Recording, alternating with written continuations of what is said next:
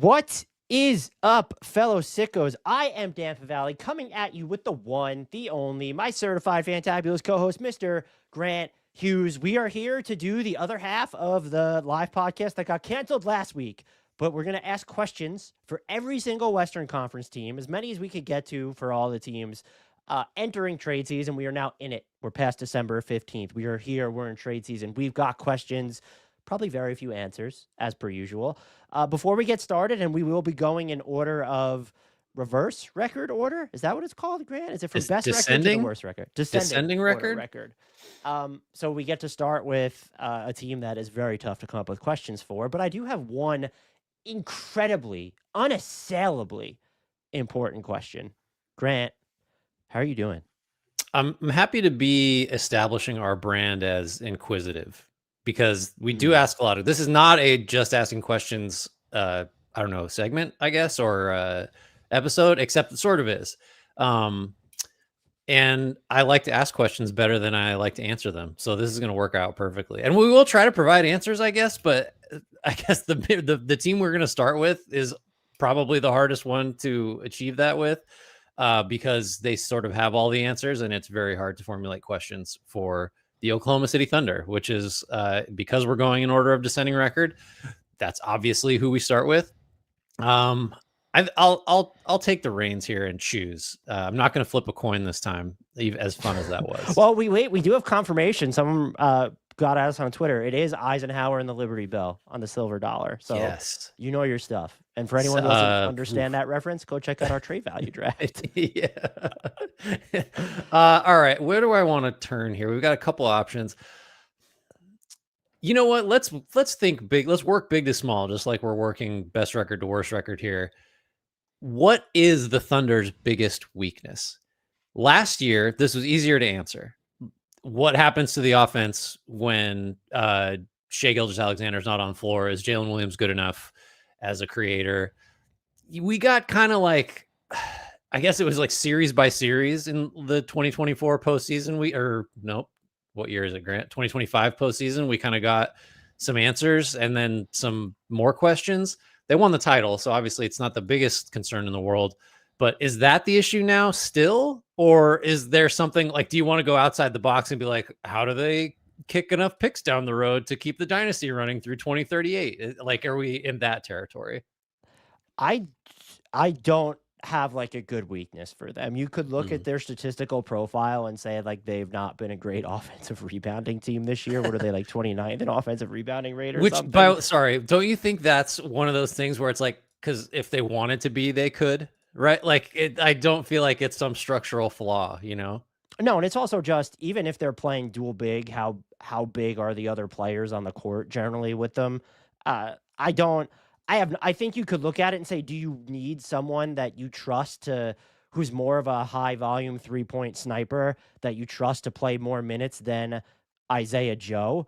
But I don't know why you would ever go out and try to address that at this point. And everything with OKC is a straw man argument, by the way. I've seen a lot of like, oh, people want them to trade for Giannis and they shouldn't. No, I have seen absolutely nobody who matters say that. I've seen nobody who doesn't matter say that they should trade for Giannis or make some big trade. This team no team is perfect. I think your biggest criticism might be, they are kind of still offensively one Shai Gilgeous-Alexander injury away from disaster. Okay, yeah. No shit. How many teams do we say that about with their best player? So if I had to gravitate towards something, it might be, it would be pretty cool to have just a 3-point like bombs away guy who was better than Isaiah Joe, or they could play more than Isaiah Joe. But would they even play that type of, like, that has to be the bar for that is who? Right. Yeah. Like if you had a struggle to come up with, I don't know, like just like last year's Malik Beasley. Yeah. I mean, great. Like you're going to make 1 trillion threes, but like, would he, like, is he on balance better than Cason Wallace or like, yeah, you might play him Isaiah over Joe set better screens anyway. Yeah. Right. Or like, are you playing him over Wiggins, who actually can create stuff sometimes? Just to put a point on it. Small samples, obviously, because J-Dub started the year behind with the wrist injury. 200 possessions so far this season with Shai off and J-Dub on. The Thunder are winning those by almost 10 points per 100. Not because of the offense. The offense is like 114 and a half points per 100 possessions. That's below the league average, but they're winning those minutes by 10 per 100. So like, if that's your biggest problem, and like frankly it still might be, like that's just the, I don't know, one of 1,000 clear signs that the Thunder actually don't have problems. Maybe it's they don't do any of them have more than 10 fingers because they're just going to run out of room to put their championship rings There you on. go. Great. Perfect. Great. I could go to this one. Should they be looking to trade for first in 2030 and beyond? And you alluded to this a little bit when saying get more picks to keep the window open. I'm just saying they have no extra picks, Grant, starting in 2030, unless some of those Denver obligations trickle into there. And so if you're Oklahoma City, is that something that's back of mind to where it's, hey, if we could trade, we've got extra 2026 first. If we could just scoop up some later first rounders in the coming years, we should go ahead and do that. Yeah, I mean, we have talked about, I guess, as part of like the made up Zubats trade ideas, where you're giving back more immediate picks for picks that are further down the road. When theoretically, like, I guess, I don't know, the idea would just be to just keep optionality at a max for longer, because I don't know, maybe there's another guy coming down the pipeline that you're going to have to pay a ton, and you want flexibility. But like, they're already paying Williams and Chet and Shea a bunch. So I don't know. Like, if I guess maybe on the theory that if you like, let's use the guys they have now, like Topic and like Sorber, but just guys they've drafted in the first round recently. Are they going to play? So maybe the idea is like, do you want more guys that just won't have a chance to develop on the team now, or can you kick that can down the road? Like, it's a luxury, obviously, that they even have that option, but that'd be the only reason to do that, right? Is just because like you just want to see if you can, I don't know, not minimize certain guys that would otherwise get to play, and then just have more freedom and optionality and flexibility, like, 7 years or 6 years from now, as opposed to in the next 2 or 3. Yeah, that's it. I guess there's no, but that's a real concern, right? Is you want to be able, because if you get, let's just say with the Clippers pick, you get a top 5 prospect. How do you find minutes for him next year if Topic is healthy? It's okay, not Brooks Bonheiser or Thomas Sorber, but it's not like a need. And the only other one that I think we could have is, do you just look to move Ousmane Dieng? It's not about, he's coming up on RFA, we need to capitalize on his value, but what are we do? Or you just keep him and maybe he gets a second championship ring that he can hold on to for the rest of his life. I mean, just on the theory that he's probably not going to play a role like going forward, because again, they've got these other guys that are theoretically going to get healthy that they've drafted after him they're not the same position really. Although Sorber, I guess maybe the way that Dieng has been used might be kind of similar. I don't know. He's not helpful now, and you're not going to pay him. So maybe you see if there's anything out there for him, but it's not like he's done enough to this point there's not like a robust market for him, I wouldn't think. Although second draft teams, like, let's just throw Brooklyn out there as the constant example. Like, I don't know, why wouldn't you just see if this guy has something, if you actually gave him sustained minutes, which he just has never really had. So our next team in second place, I believe you could correct me if I'm wrong, but that would be the Denver Nuggets. Do you want to pick their first question that we go to? Yeah, I think we just have to start with the defense, and it's pretty top line question. Is this a championship caliber defense? They're below the league average, 18th and 29th in forcing opponent turnovers, which when you watch them, that feels about right. But it is odd in some sense, because it's not like Jokic. Like, a lot of times defenses that don't force turnovers just play, like, imagine like the Brook Lopez Bucks schemes where he's just in a drop all the time. And it's just, you're coaxing the types of shots you want, the low expected value shots, but you're not speeding anybody up. You're not putting 2 on the ball that often. The Nuggets do kind of use Jokic differently in that he comes up to the level a lot. They do trap a fair amount, because just having Jokic in a drop is not the same as having Brook Lopez in a drop. That's not a good way to play defense. And yet they still don't force a lot of mistakes. So is that a good enough defense to win a title? Maybe. They were close to that level. They were 17th when they won it a few years ago. And you don't have your, I guess, are Aaron Gordon and Christian Brown the 2 most disruptive defenders in the rotation? Peyton Watson, Spencer Jones. Oh, who boys. who I erroneously called a rookie on Blue Sky the other day. I said his If all it's a rookie two-way case is Jalen guy that Green. I mean, I'm He gonna give played you 20 some games some last year, and grace I on actually that one. remember him. I skeeted about him having a possession on. It was just a bet, and I was looking at his Inexcusable. basketball Yeah, reference page. Yeah, it was an terrible. inexcusable mistake. It's awful. Well, I wanted to Well, what ask do you you think though. about this defense? Do we care? Is it a big enough deal to Do we raise a care? flag? I don't fucking care about anything. No, I don't care. No, I don't. No. So I'm asking you. Christian Brown and Aaron Gordon have now, and Aaron Gordon specifically has now missed a bunch of time to where if you even go through their most used lineups right now, Aaron Gordon is in so few of them. And so you can Mhm. look at it and say, I think 6 of their 7 most used lineups have a defensive rating of 120 or higher. That's not great. Their most used lineup, which does include Aaron Gordon and Christian Brown, and it's the starting lineup, is in the 73rd percentile of defensive efficiency or right around there. That should be, in theory, good enough if you're going to be able to play the way that you do on offense where, oh, Nikola Jokic is in the game, we'll just pencil him in for a cool 127, 130 offensive Right. rating.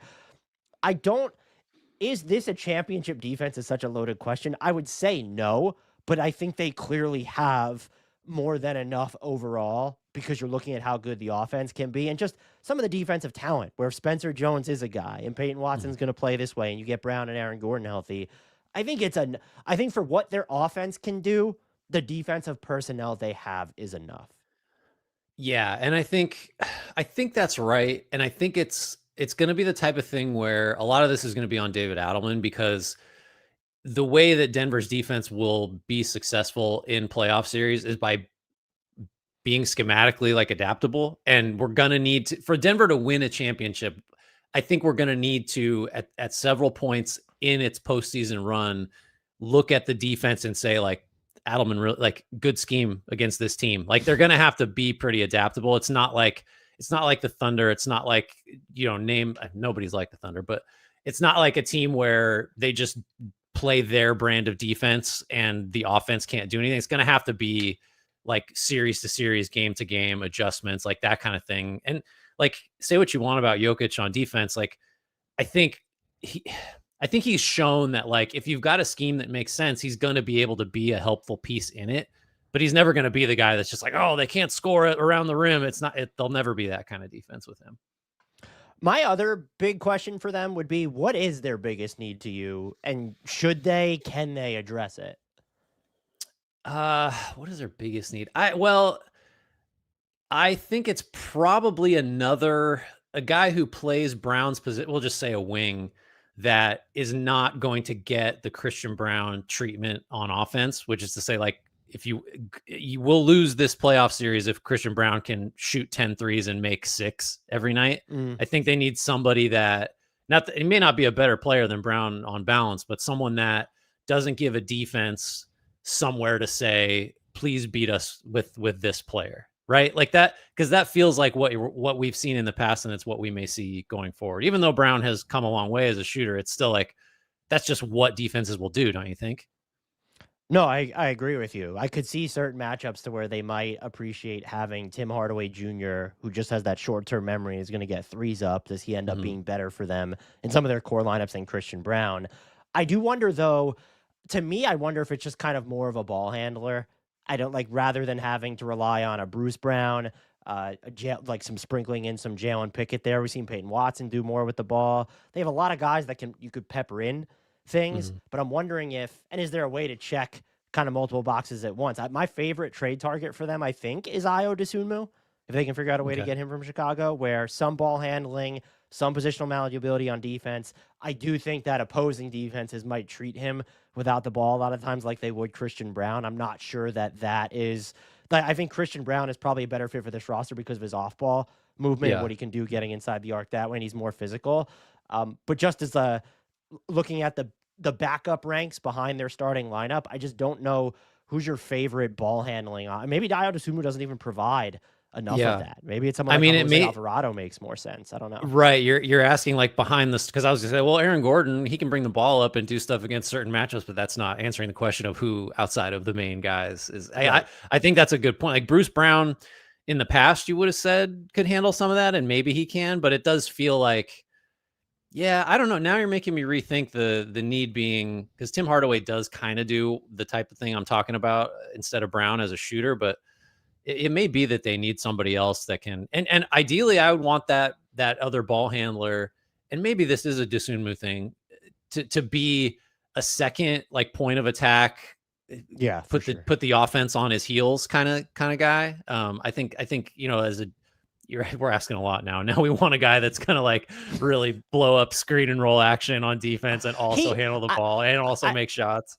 I do wonder if of all the boxes that we've kind of listed they need to check, does he come the closest to checking all? Because you could go and say you want a wing who defenses might respect more from beyond the arc, but will they have is like there's ball skills, and do you want them defending at the point of attack, or should they be on some of those bigger wing covers? Dosunmu, I think, would be really good for this team. I'd wonder. That's a good fit. Yeah, that's a good fit. But I think the final question for them would be, are you willing to give up Peyton Watson? Because that's probably their best asset unless you're considering seconds. And I'm also just wondering, with the way that he played, the Nuggets are basically right at the second apron next season after giving the Christian Brown extension. And it's to 11 players. So that's without filling out their roster. Is Peyton Watson on this team next? We know how restricted free agency works, but you're not going to get, like, this is someone who's going to get, I don't know, around mid-level money per year, I would think, or even $12 million a year. Is that like, if that might even be too low? I don't know. Well, and if he is, who isn't, right? Like, I think the biggest hindrance to Watson, one, being properly paid, and two, being on the Nuggets, is someone like Spencer Jones can sort of come out of relative obscurity, and he's not as good as Peyton Watson, but he does. They're asking him to do somewhat similar things, or at least what they used to ask Watson to do in a more limited way. And he's doing a lot of them, and he's way cheaper, and certainly he's going to be way cheaper than Watson is on his next contract. So, I mean, and based on the Nuggets history, don't you think it's very plausible that they might say, like, I'm not sure we want to pay this guy. We might need to move off of him, even if it makes us a little bit weaker. I don't know. But they also have the history of paying their own players too. I don't want to proactively move Watson. I don't want to move him at this deadline. I think I'm. What if you could okay. get? What if it's Watson and Najee for Dosunmu? Well, then the benefit is you're getting off of Najee's money, which is like become a bit, at this point. It's only, what does he make, 7.5 next year? He's got 2 years and 15 after this year left. Yeah, contract just feels like it goes on forever. I'm not. It has there ever been like a relatively short, smallish contract that has seemed to have been on the books for longer than his? Didn't Brian Cardinal have like a 7-year ridiculous deal or something? I remember like Juwan Howard or something signed like a 10. We should look back. Were they all Mavericks? Eric Dampier. Let's just start. So many like 10-year, 7-year deals and stuff like that. Yeah, I don't know. I think the Nuggets are really good and might, as we've said before, might have the best shot at giving the Thunder a run in the West. And like, even if I'm saving $15 million over the next 2 years by moving Najee's deal, I think I'd rather just have Watson around as an option for this run. I don't think. High praise from Mr. Grant Hughes. I don't know that I'm that confident. I might honestly make that trade. I'm not gonna lie. And I really like Peyton Watson. Although I don't wish the Bulls on anyone, so that's not fair. Grant, we're on to the Los Angeles Lakers, who are can they be quietly in third place in the Western Conference? Because it feels like they're quietly in third place in the Western Conference. And the question that I want to pose is actually a question that you came up with. Who's their best realistic 3-and-D option? Because that's what they need. If you were building an ideal trade target, I think there's a bunch of players that can work, of course, but they need guys who play both ends of the floor, because their best two-way player right now is Jake LaRavia. I'm not even trying to be an a-hole. No, so here's the thing. Like, so yes, everybody wants, and the Lakers particularly want and need a 3-and-D guy. Don't you think that the defense part of that should probably come first? Just because between Luka and LeBron and Reeves, all three of those guys are players that defenses will honor from three. So but I don't think any of those. I know that none of those guys are players you'd feel comfortable with on like even other teams like second options, let alone first. So you're banking on Marcus Smart or Jared Vanderbilt or whoever, or a good zone scheme to solve the defense. So there's a long way to say I'm more concerned about the defense than the three. The three is kind of a bonus. So that's why it feels to me like Herb Jones is the guy that I would be fixated on if I were the Lakers. Yeah, he's like the dude. It just like, I don't know even who I'd put second, but it does feel like you could live with him being someone you're not sure about his 3-point shot at like the high volume it would probably need to be at in most of these lineups on the Lakers hypothetically. But I do believe in the defense, and I think he's someone that like anywhere from 2 to 4 positionally, I guess 4, you'd be like, okay, great, he's going to be able to handle that, and you probably can't play Jared Vanderbilt in like huge situations, I don't think, because of the offensive stuff and giving defenses a place to hide. But do you have anyone besides Herb Jones? I feel If like it's just if so we're clearly him. if we're gravitating towards the defense part of it, Najee Marshall would be a really good fit for this team. He's going to do mostly downhill things on offense, but that would be someone that would be interesting. Uh, Lower end guys, I mean, if you're concerned just about defense, Ochai Agbaji, the Raptors Mhm. have made him available. He's cheap. I don't know who else springs to mind here. Gershon Yabusele. I feel like they should maybe take a look at him, or I think all 29 teams should be taking a look at Yabu. A little self-serving. Mike. Does anyone else spring to mind for you, or have you just decided that it is Herb Jones at this point? The thing is, like, the types of players I would isolate Wiggins? next are like Vanderbilt, which they have, and it's imperfect. It's like okay, can he guard 3 or 4 positions? And does he have length? Is he going to rebound? Can he play? Is he going to win the hustle battle type thing? And that's just Vanderbilt. So unless you're going for someone on Jones's level or better, and I don't know how realistic it is that they'll put the kinds of offers on the table you'd need to get somebody better, which maybe dovetails with another question here. It's hard to go outside of. It's hard to go like, okay, well, if not Herb, someone at this level, because then you're just talking about Vanderbilt, and they have that guy. I was going to ask, though, should they consider leaning further into? I wanted to zig or zag where you were zigging because Luca, Reeves, LeBron, even Rui, they have given the Lakers very firmly a top 7 offense. There's room to grow there. And when you look at the roster specifically, they don't have that off ball sniper who's putting a ton of pressure on defenses. You have Luca gets up threes. Reeves, I think, is even over 7 attempts per 36 minutes, but they're not doing it in a way like the name that I would have that you would go this route is you don't want a complete defensive liability, but Dante DiVincenzo seems like he Mhm. might be available in Minnesota. You put him in and you're adding that 3-point volume, and all of a sudden we go from the 7th best offense to the 3rd or the 2nd best offense. And does that really hurt your defense relative to where you're at right now? And I'm curious if I went one of two ways on this. I could see that element being hyper valuable on this Lakers team, but then I also look at the way that Luca wants to handle the ball, even with Reeves and LeBron sometimes. Does a movement shooter, like, do we see a ton of like Dante DiVincenzo pinballing around, hitting those ultra deep, difficult threes, which he's still done this year? His shot quality on threes is actually pretty bad. He's still shooting 38% on them, and he's in the 99th percentile of deep 3-point shot making. So I like his fit on the team, and I just kind of wondered in my head, would it be easier for them to just elevate this offense and just put more separation between them and what is a league average or slightly worse defense than it is to go out and get a Herb Jones? And how much does a Herb Jones even help their defense right now?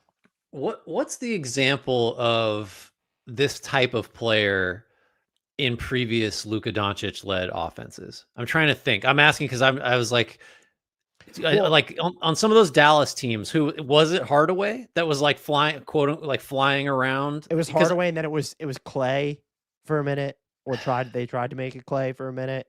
I asked because I don't know if like, yeah, you want movement shooters, but I think the way that Luca plays, which is so deliberate and so plotting and so get to the middle and draw a second defender and then hit a standstill guy, that I don't know.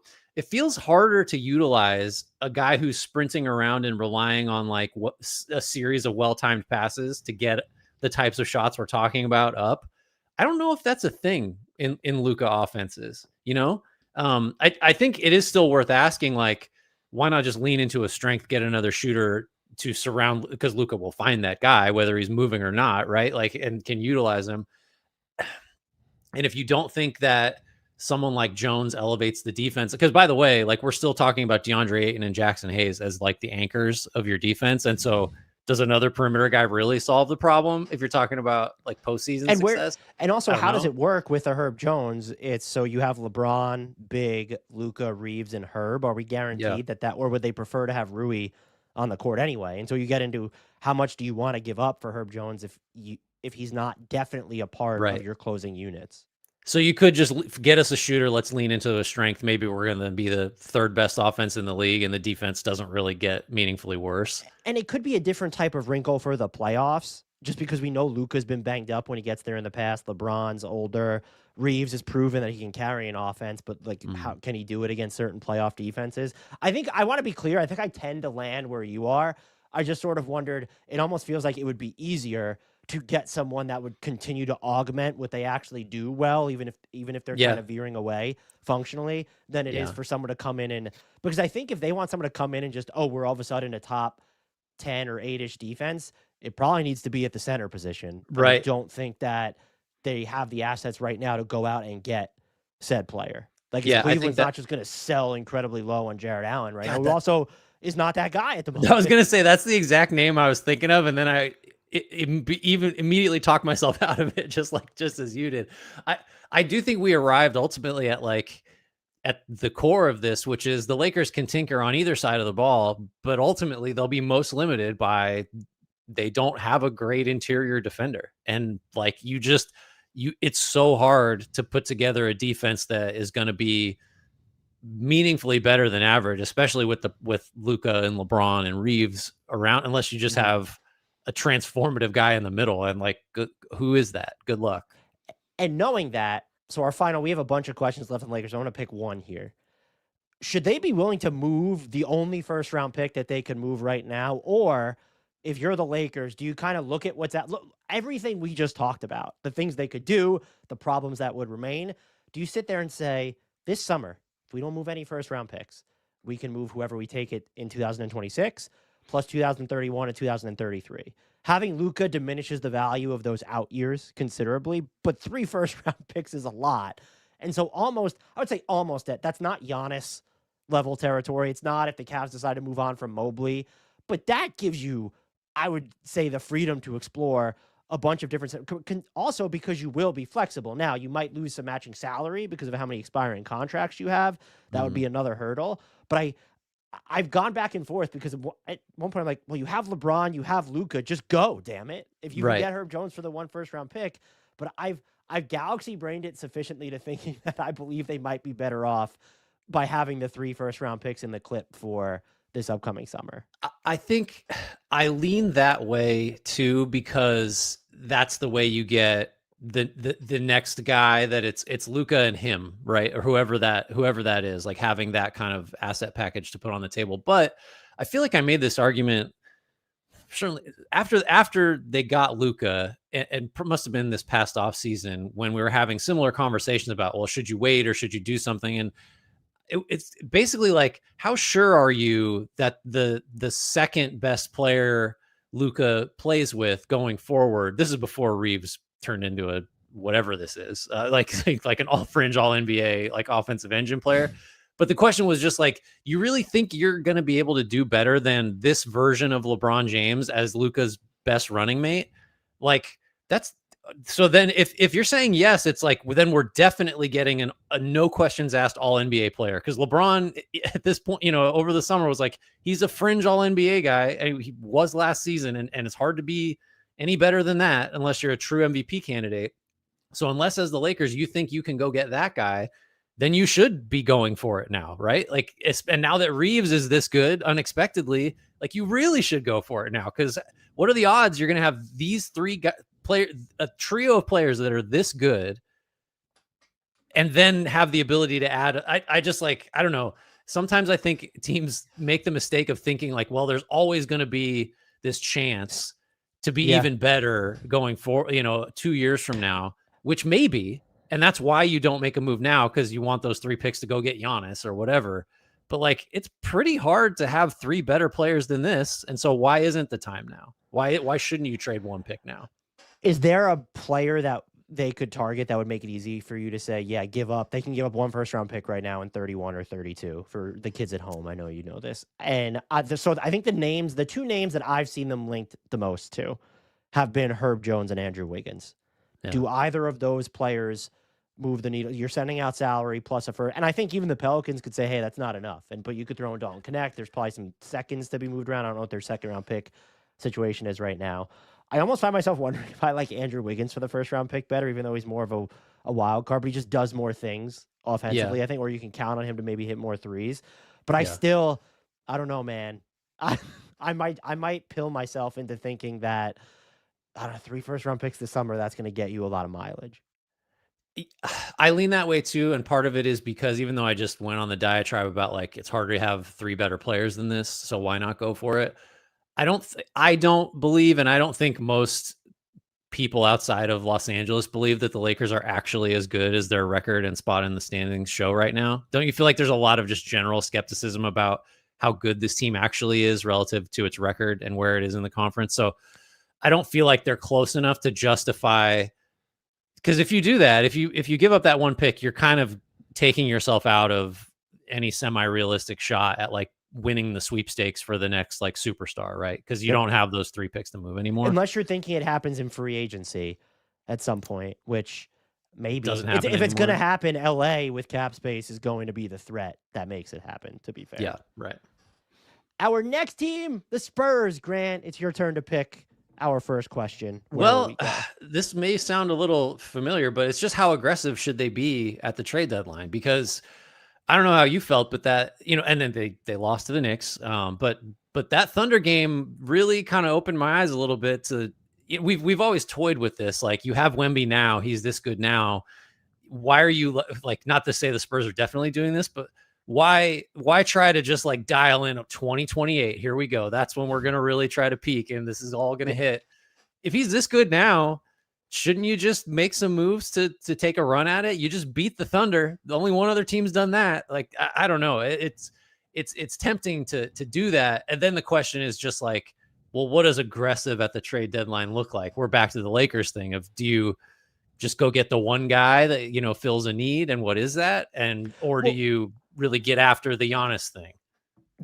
I think at this point, I'm willing, if I'm the Spurs, to let's revisit the Giannis situation over the offseason. And yes, you'd like to get 2 playoff runs with him, but if you have to give up a Steph Castle or Dylan Harper to do it, push comes to shove, I'm probably still giving up Steph Castle. I want to go. Him and Dylan Harper have been fantastic, but if it means Giannis and I don't got to give up Dylan Harper, but then what you're sending out as part of that deal, Harrison Barnes and/or Keldon Johnson and/or Devin Vassell have all been good for this team. And so I might let it ride this season. What I find fascinating with them, though, is they have layers to their aggression. To where the Lakers, it's salary, and do we include this first round pick? The Spurs can trade multiple picks, and they could also do something where it's the Kelly Olynyk salary slot and picks. Who's the best player that can, and throw Jeremy Sohan's salary in there, stack it on top. We could bring back a pretty expensive player at that point. I think they're kind of obligated to at least say, hey, can we upgrade the Julian Champagnie, Harrison Barnes minutes at the very least, or augment them?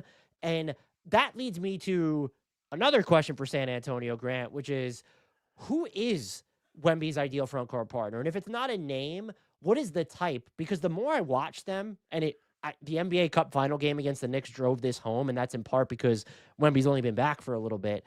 But I think that he needs to have just like not someone who doesn't, I would prefer that they space the floor, but is just more physical and bigger and stronger than a Harrison Barnes or a Julian Champagnie. And I don't know I don't know what player like a Trey Murphy doesn't fit. That he'd be great on this team, but he doesn't necessarily fit that archetype. He definitely checks another need. And I couldn't figure out the name. Do you know what name I actually went to? And it's just, they shouldn't do this because the salary that it would cost. But Domas Sabonis would make a ton, because he's not going to, the defensive, like the rebounding will help you, just the physicality on offense. And he stretches the floor enough to where he won't always be in Wemby's way. I don't think he's the answer, but that level of physicality is what I kind of started thinking about. And I don't know who's the player that would like check that box. Isaiah Stewart. I'm just trying to think of players defined principally by their physicality, and like he jumps. Who could also be available was my other problem. I was trying to go through the list and like, Right, oh, right. okay, He's not who's available. He shouldn't be available. No, I do think so. We've kind of had some version of this since Wemby was a thing, where it's just like, what do you put next to him, right? And a lot of times, my focus was always on like, I don't think the way to view it is, well, Wemby can do all this stuff, so you can add a player next to him that has like limitations, like a big that doesn't space or whatever, because Wemby does, and so Mhm. that covers that up. I still think the Spurs should be of the mind that like we don't we shouldn't be making concessions. We should just go get the ideal guy and should have really high hopes for it and not have to feel like, well, we can onboard this guy because Wemby covers up this deficiency. No, I think it's just like, go get the perfect player and don't make any concessions, because like you said, they've got layers to the trades that they can put on the table, so they can be really ambitious in searching for that player. I think the number one quality does have to be like, he's got to be a bruiser. He's got to be Mhm. someone that's going to just, easier said than done, but just doesn't allow Mitchell Robinson to like effectively win a game because he can't be kept off the boards, like that kind of thing. Hang the Um, banner. Also, quick aside, hang the banner, right? What are we doing? Why are we acting like no one cares about this? That's so stupid. And honestly, I would have said, I said the same thing probably when the Bucks won, when the Lakers won. Fuck off with the NBA Cup trolling at this point. I get Yeah. that it's propaganda, but the players actually seem to care, and you Yes. can't complain that the regular season means nothing and they're trying to do something to make it mean something, and it seems like the players actually care about it, but then make fun of them for celebrating, and then Yeah. but it's a no-win. If the Knicks hung the banner, it would have been a meme. And so I don't there's give it, and also give it time to marinate. It's been 3 years. You can't just create this thing and expect it to have the same meaning. And for anyone who says it will never mean any, why do you care about the number of all-star selections or all NBA teams then? They are Right. completely meaningless unless you care Right. about player contract incentives. I just like, I obviously we agree. Just look at like, this whole Shocker. thing comes from like international soccer, right? There's like various cups that happen throughout the course of the season where nobody views it as, oh, we won the Champions League or we won our entire league. It's not on that same level, but it's like a thing and teams care, and it's just, and so like, they've been doing it a lot longer than the NBA has. So this is the type of thing we're going to look back and be like, that was dumb that we minimized the import. Like, nobody's saying it's this, you should hang it. It should be of equal size and equally prominently placed as like as this actual Right. championship banner. But like, I don't know, teams retire numbers, teams retire coaches numbers, or they put their names up there. There's all kinds of shit in the rap. It's not like a high school gym where it's like, oh, we won the sectional track championship in 1984 through 1999. Like, it's not, there's not 1,000 banners up there. We could do the cup championship like And that. That's I fine. wonder why the propaganda of it all bothers, like that there's courts or that it's sponsored by Emirates, because everything about the NBA, like the Right. jersey patches are propaganda. You have the last 5 minutes are brought to you by like so and so, and then you have Yeah. people like brands sponsoring like post podcast loser lounges is something I'll never understand. Like, do you really want your company associated with that? So I get, should they revisit? Like, do we need to have a neutral site? Especially if I know they're going to move the semifinals, but I find myself, the neutral site, it loses something with the fans there. I thought the fans were pretty engaged in Vegas, Yeah. but Because the players and that- were. the players were. That's why. But They it would have they been cool to see like that OKC Spurs game in either San Antonio or Oh. OKC would have been insane. Yeah. That would have been insane. Yep. No doubt. To bring it back to, oh, here's a name for the Spurs. I immediately went to Anthony Davis, who would kind of make a lot of sense. But again, you get into the pick equity is less than Giannis. But if you have to give up all that salary to get Anthony Davis, you should just wait on Giannis. What about Najee Marshall? I Not mean, do he enough would. of what you're looking for. Yeah, not quite. I mean, how much better is he than Barnes and Champagne? Maybe a little. He's a different type of player, but I'm not Trust him seeing more like offensively than Sohan and more physical. But well, I mean, is that what they're going to look at though? It doesn't feel like they're going to futz and fiddle on the margins rather than get, oh, this player might close some games or be our sixth best player. honestly, like, and I guess this tells you what I think. Well, I don't know what this tells you. I don't want to touch the Castle, Harper, Wemby. I want those three guys to grow. You're willing to touch together. Fox though? I- That sounded Yeah, unnecessary. I know. I would honestly like. I Find me instances of times when Steph Castle's compete level fell below 1 trillion. Never happened. There's no visual record of it. I I'm after the cup, I'm just like, and I felt like this about him before that, but like, I don't care about the shooting. I don't care about it. He plays so fucking hard. He Even cares Dylan so much. Harper making the Harper's great. three and Harper's then great. I'm just pressuring. talking about Yeah, Castle yeah. singularly as like the effort plays and just like the crazy athleticism, the like I'm not trading Steph Castle, period. I don't think. Like if you I tell me don't. Giannis is on the table, I think okay, sure, we have to have a conversation. Short of that, like I don't want to mess with So he's anything. now of those three. He's now your most untouchable, is what you're saying?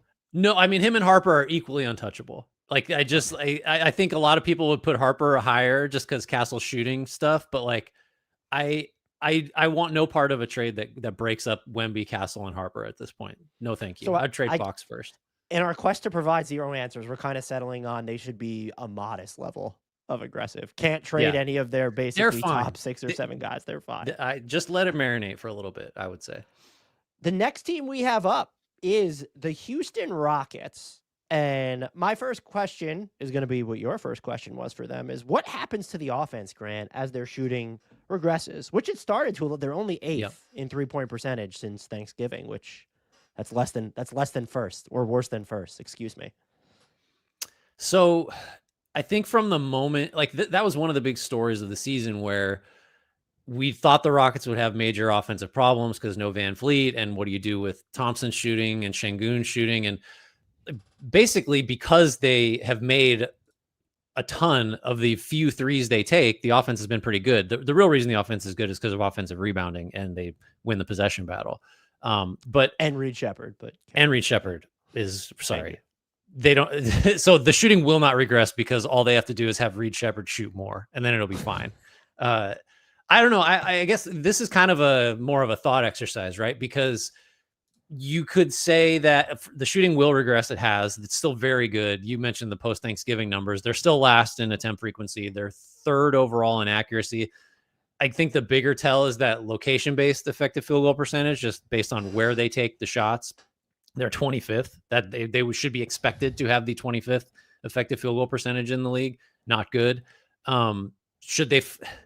I think if you're looking for like what should Houston target if it's going to make a trade, shooting just still has to be top of list. But I don't know. Part of me just thinks like that's just not what this team is, and they're going to be successful offensively because of all the other stuff that they do well. And really, like, not joking anymore. The more Reed Shepard plays, and the more like he's featured, kind of addresses a lot of the offensive problems that the Yep. Rockets have. Right, like the answer might just already be there. It's just a question of like how much can you scale up Shepard's role without taking away from some of the other stuff that Houston wants to do, like playing big and glass crashing and all that stuff. Would you look at I mean, like, I don't what does it take to get some extra shooting in there, maybe with size, getting Svi Mikhailuk from Utah, Mm, who's having a nice season. He's so cheap. The other one we already brought up his name is you do have some salaries. It does seem like DFS might be nearing his return, but just between him and Capel, you do have some filler salaries. Adante DiVincenzo, is that someone who cracks important lineups for this team? Because that's the if they're gonna give up, like getting Shvi is sort of okay. What if he plays, he doesn't play, whatever. But if you go out and get someone who is used to playing a ton of minutes on another team, are they good enough to be? Now you could look at it and say if Josh Okogie's going to play this much, then yeah, Dante DiVincenzo could play. But Josh Okogie, one, he shot well from three this year, but also he just fits like the style that they want to play too. Dante DiVincenzo is not that guy. I think you raised, I think, one of the most important issues of like who cracks the lineup. When they need to win this game in the last 5 minutes, like there's a lot of non-negotiables, right? So how much room is there really? Like Şengün, 100% on the floor. Amen Thompson's on the floor. Jabari Smith, right? I mean, I should have I said mean, Kevin Durant KD is a first. lock, yeah. KD's a lock. For me, Jabari Smith is a lock because he does offer the shooting and the size. And then to And me, then the Shepard is structure the of other this team, guy. Reed Shepard's right there. But could you envision? Is there a scenario where I'll just use Dante DiVincenzo feels like the best name that I mentioned? Mm-hmm. Is there a scenario where he could close a game over Jabari or Reed Shepard? It feels offensively, it might depend on the matchups. That's not outside the realm of No, possibility. that's possible, but because because it's possible and not like, yeah, of course he would play over those guys. That should limit the type of offer they're willing to make, right? Which if that's the Oh yeah. case, like Like they somebody else shouldn't will be a probably Trey put Murphy more on the team who table. would be great on this squad, but it's sort of just like I don't know. Why are we Yeah. why are we consolidating that many? If they're giving up a first round pick to get somebody and Hmm. salary, okay, sure. But when you're talking multiples, they're another team to where it's if they decide they need to make that move, which they probably are going to decide they don't based off how Yeah. good they are right now, that'll Hmm. happen over the offseason. Yeah. No, the more we talk about it, the more I'm convinced it's just between Smith and just more Shepherd and Durant. And if Şengün develops further as a shooter, like that should be The, enough. And at that point, it's just shoot more. They just don't right. shoot enough threes, right? The name that I actually like for them, but I just don't. Knicks fans, I feel are getting ahead of their skis when they propose what the offer would be. But with the emergence of Tyler Kolek, and if the Knicks trust Jordan Clarkson, is Deuce McBride available? Mm, He becomes a free agent in 2027. I don't think you'd have to include other stuff to get Tari Eason. And I'm not giving up Tari Eason. I love Deuce McBride, but like he brings not ball handling. He does have a little bit of a mid-range game, but he's a defensive menace yeah. at the point of attack. And his 3-point volume has come a long way. And so if you can do something, compensate the Knicks outside of giving up Tari Eason, then that would be sort of the interest because it's someone who, all right, does he close over Shepherd if you go or over even Jabari if you go smaller? Maybe, but you don't have like even in New York, he's not guaranteed to be in the closing lineup when he's Yeah. I healthy. just And so want to someone know December 19th, 2025, the phrase the emergence of Tyler Kolek was spoken on this look podcast. who's going to have the better career, Kolek, AJ Mitchell, or Jalen Wells? Who's to say right now? Too It's a soon. debate. Too soon. It's too soon. It's too soon. That's all I'm saying. I had two other quick questions for Mm, Houston. Do you think they'll end up trying to duck the tax? And this could be a draft night question, but they're like $7.7 million over. And with getting like more expensive deals kicking in and you have to pay Tari Eason this summer, they have 17 million in room beneath the tax next year as of right now without Tari Eason. He hmm. could eat up all of that space. And I'm just sort of in my head, if you have the ability to duck it this season, just to delay a repeater clock starting, you got to be looking at whether it's does Fred VanVleet accept a trade somewhere since he has that implicit no trade. You have Capella that gets you close. I think when Yeah. you're just dumping him, and then even the DFS. I think does DFS come back and you think that he's just going to meaningfully move the needle for this team? I don't know. That's a really he's like a huge if we're doing like wild cards for the second half or whatever, like he's got to be way up there because he would seem to if the shooting will tell, right? If he's going to make threes, then this is a much harder question. Like who does he take? Or it's much easier to like yes, he should play, of course, but like who's not playing because Mm, Finney Smith needs 26 minutes a night. Like that's a tough call. Like the fact that Eason again hasn't been playing a ton and has been sort of a similar banged story up. of his Yeah. career, like maybe it would have been him, but I don't know what you count on there. Related question: should they just move Eason? Like is that because You have he's to even look at it, harder? right? You have to look at it because he's where he is in his contract, right? He's going into restricted free agency, and two, like it's easier to imagine where Finney Smith would start stealing minutes from if he's going to be a major offensive plus. Like Eason is just kind of more of what the Rockets already have, right? Like he's going to defend, he's going to hustle, he's going to get offensive boards, all that stuff. Like they kind of got those bases covered, I would say. So Hmm. like I don't know, it's not that easy to say where his minutes should come from. And at this point, just like if he's going to miss time all the time, like how much are you willing? It's very difficult to Yeah, decide that's what a you're willing to commit to him going forward. That's And I think another when you variable. have Amen, when you have Jabari Smith Jr., and when you also have if Dorian Finney-Smith, you view him, was that sort of a hedge against what does it cost to retain Yeah. Tari Eason? I like. I guess that if you were trying to make a deal, I'm trying to think of, but what do you want for Tari Eason? You're looking to get somebody back who could play, is more cost control.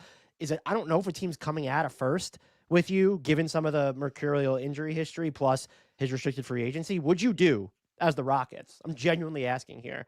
Deuce McBride and each of the Wizards' next 2 second-round picks for Tari Eason. So you're Oh, looking at as the number Rockets, 31, 32. You would do that as if the you're the Rockets, I Rockets. do it in a heartbeat. Yeah. I mean, Eason Interesting. just like he's a weird player. Like he's just, he's a specialist. I don't feel like he's a starter. This is already his age 24 season. So, and he's like a hustle guy. So I like how much improvement and like skill development are you pricing in? Like I'm not, going. I don't see the curve going way up. Well, Um, Mort's hottest take, one of his hottest takes has been that Tari Eason is better than Jabari Smith Jr., and that's the guy they should look to move after the season would be Jabari. I can't get there. I I can't get. just I mean, well, the difference is Smith is already paid, but I think that's a really good contract for Smith, given just Yep. what he can do. I guess in Eason's defense, like he's 36% from three for his career, and he's made over half of them this year, but like Yeah, again, has barely played. I guess I'm open to the idea that if Eason were able to stay healthy and there was more like offensive skill development in there, maybe. But like as the Rockets, you're very good now. I don't think you want to be in the business of exposing yourself to the risk of having a sizable, rookie scale contract given to someone that's just like one is kind of duplicative on the team and two just has not proven to be able to stay healthy. So yeah, I would definitely look at moving them.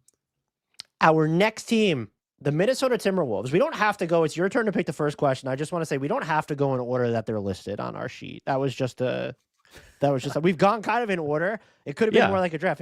If the first question is the most important one, go ahead. I just wanted to throw that out there. In this case, to me, also because I was the one that put this question out there. I mean, I'm sure you would have too. How do they solve this late game offense? And is that solvable with the I don't trade? And why are you asking me? I'm just asking questions. As everyone listening knows, all you have to do is answer with a subsequent question, and that's what gets the discussion going. And we don't solve anything. If these were easy to solve, they wouldn't be. It'd be really easy to run an NBA team. Some of this with the Wolves, there are blown games. They're late November. There was shocker. Phoenix. Who was the other one? Phoenix, and then like 3 days later was somebody else. Can't remember.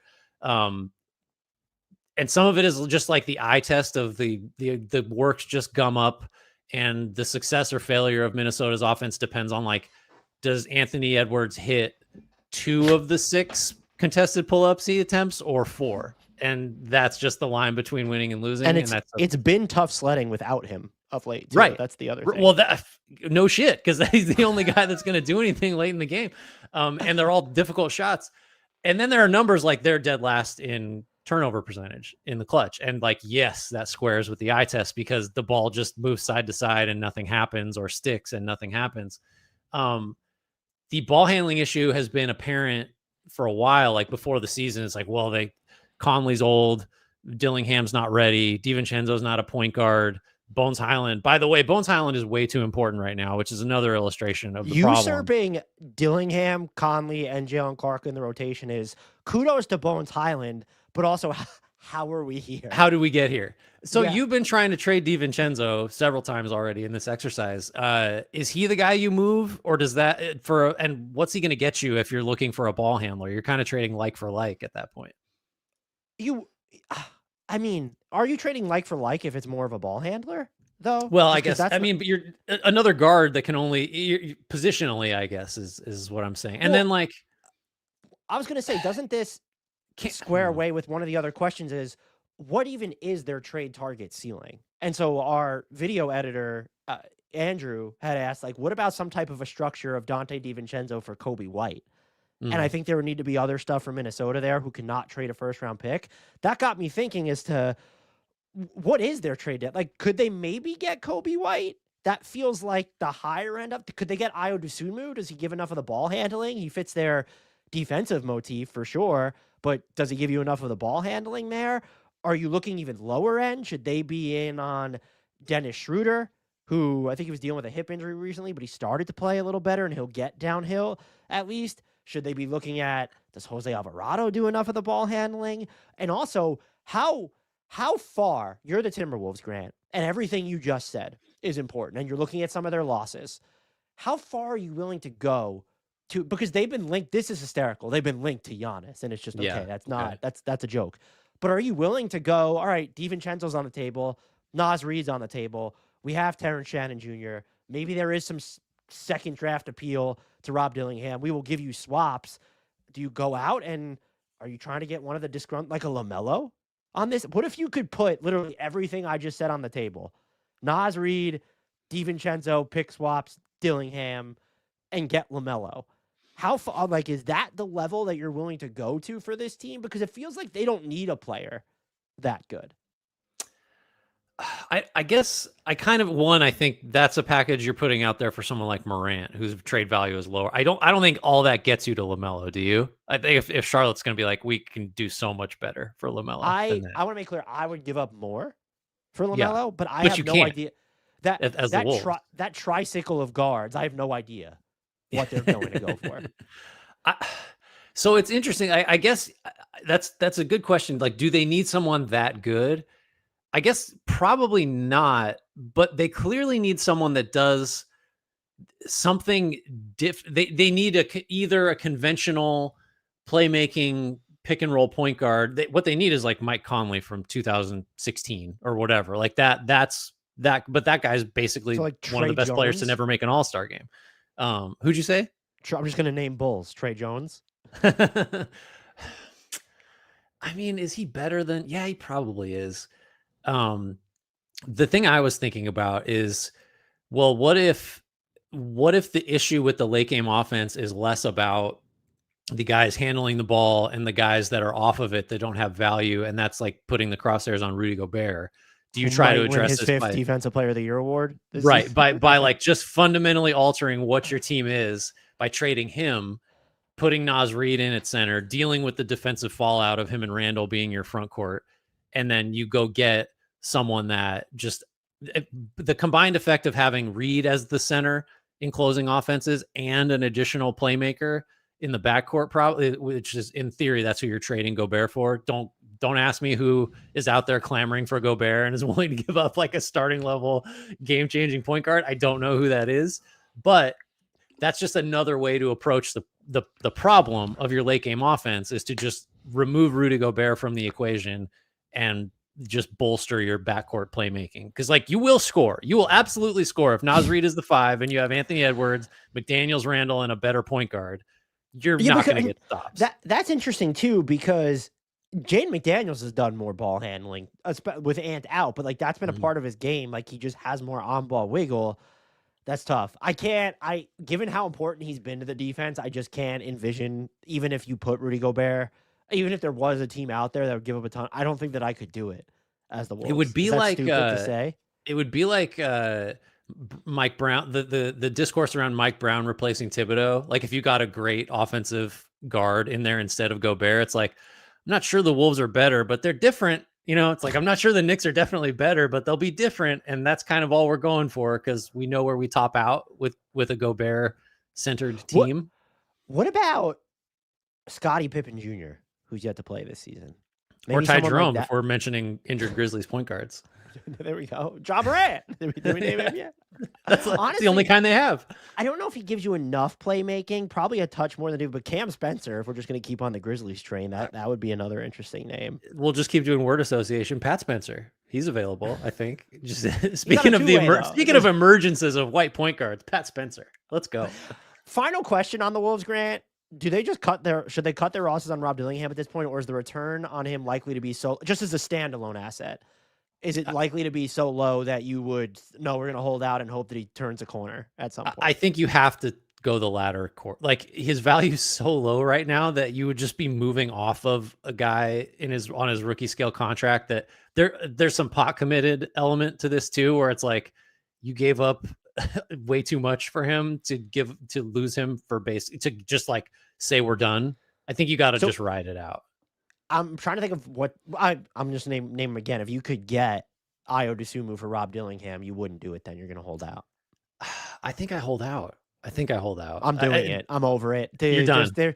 I'm done. I just don't. Right. I don't see enough of it on defense, and then like the finishing at the basket is just trust it at your own peril. I guess I know he's young, but they don't have they don't have the ability to wait, and that brings into the question whether they should have made them. We applauded them making that leap in the moment. It just doesn't seem like it's panned out. It has not panned out. It's funny that you mentioned Pat Spencer, because I bet a lot of people think that the Warriors would have the next best record in the Western Conference. But you know what, Grant? They fucking don't. The Phoenix Suns do. So my first question for the Phoenix Suns is pretty basic, but it's important. Should they be buyers or sellers? I think I actually have an answer to this, and it's not gonna Ooh, make Suns fans happy. I think they should be sellers.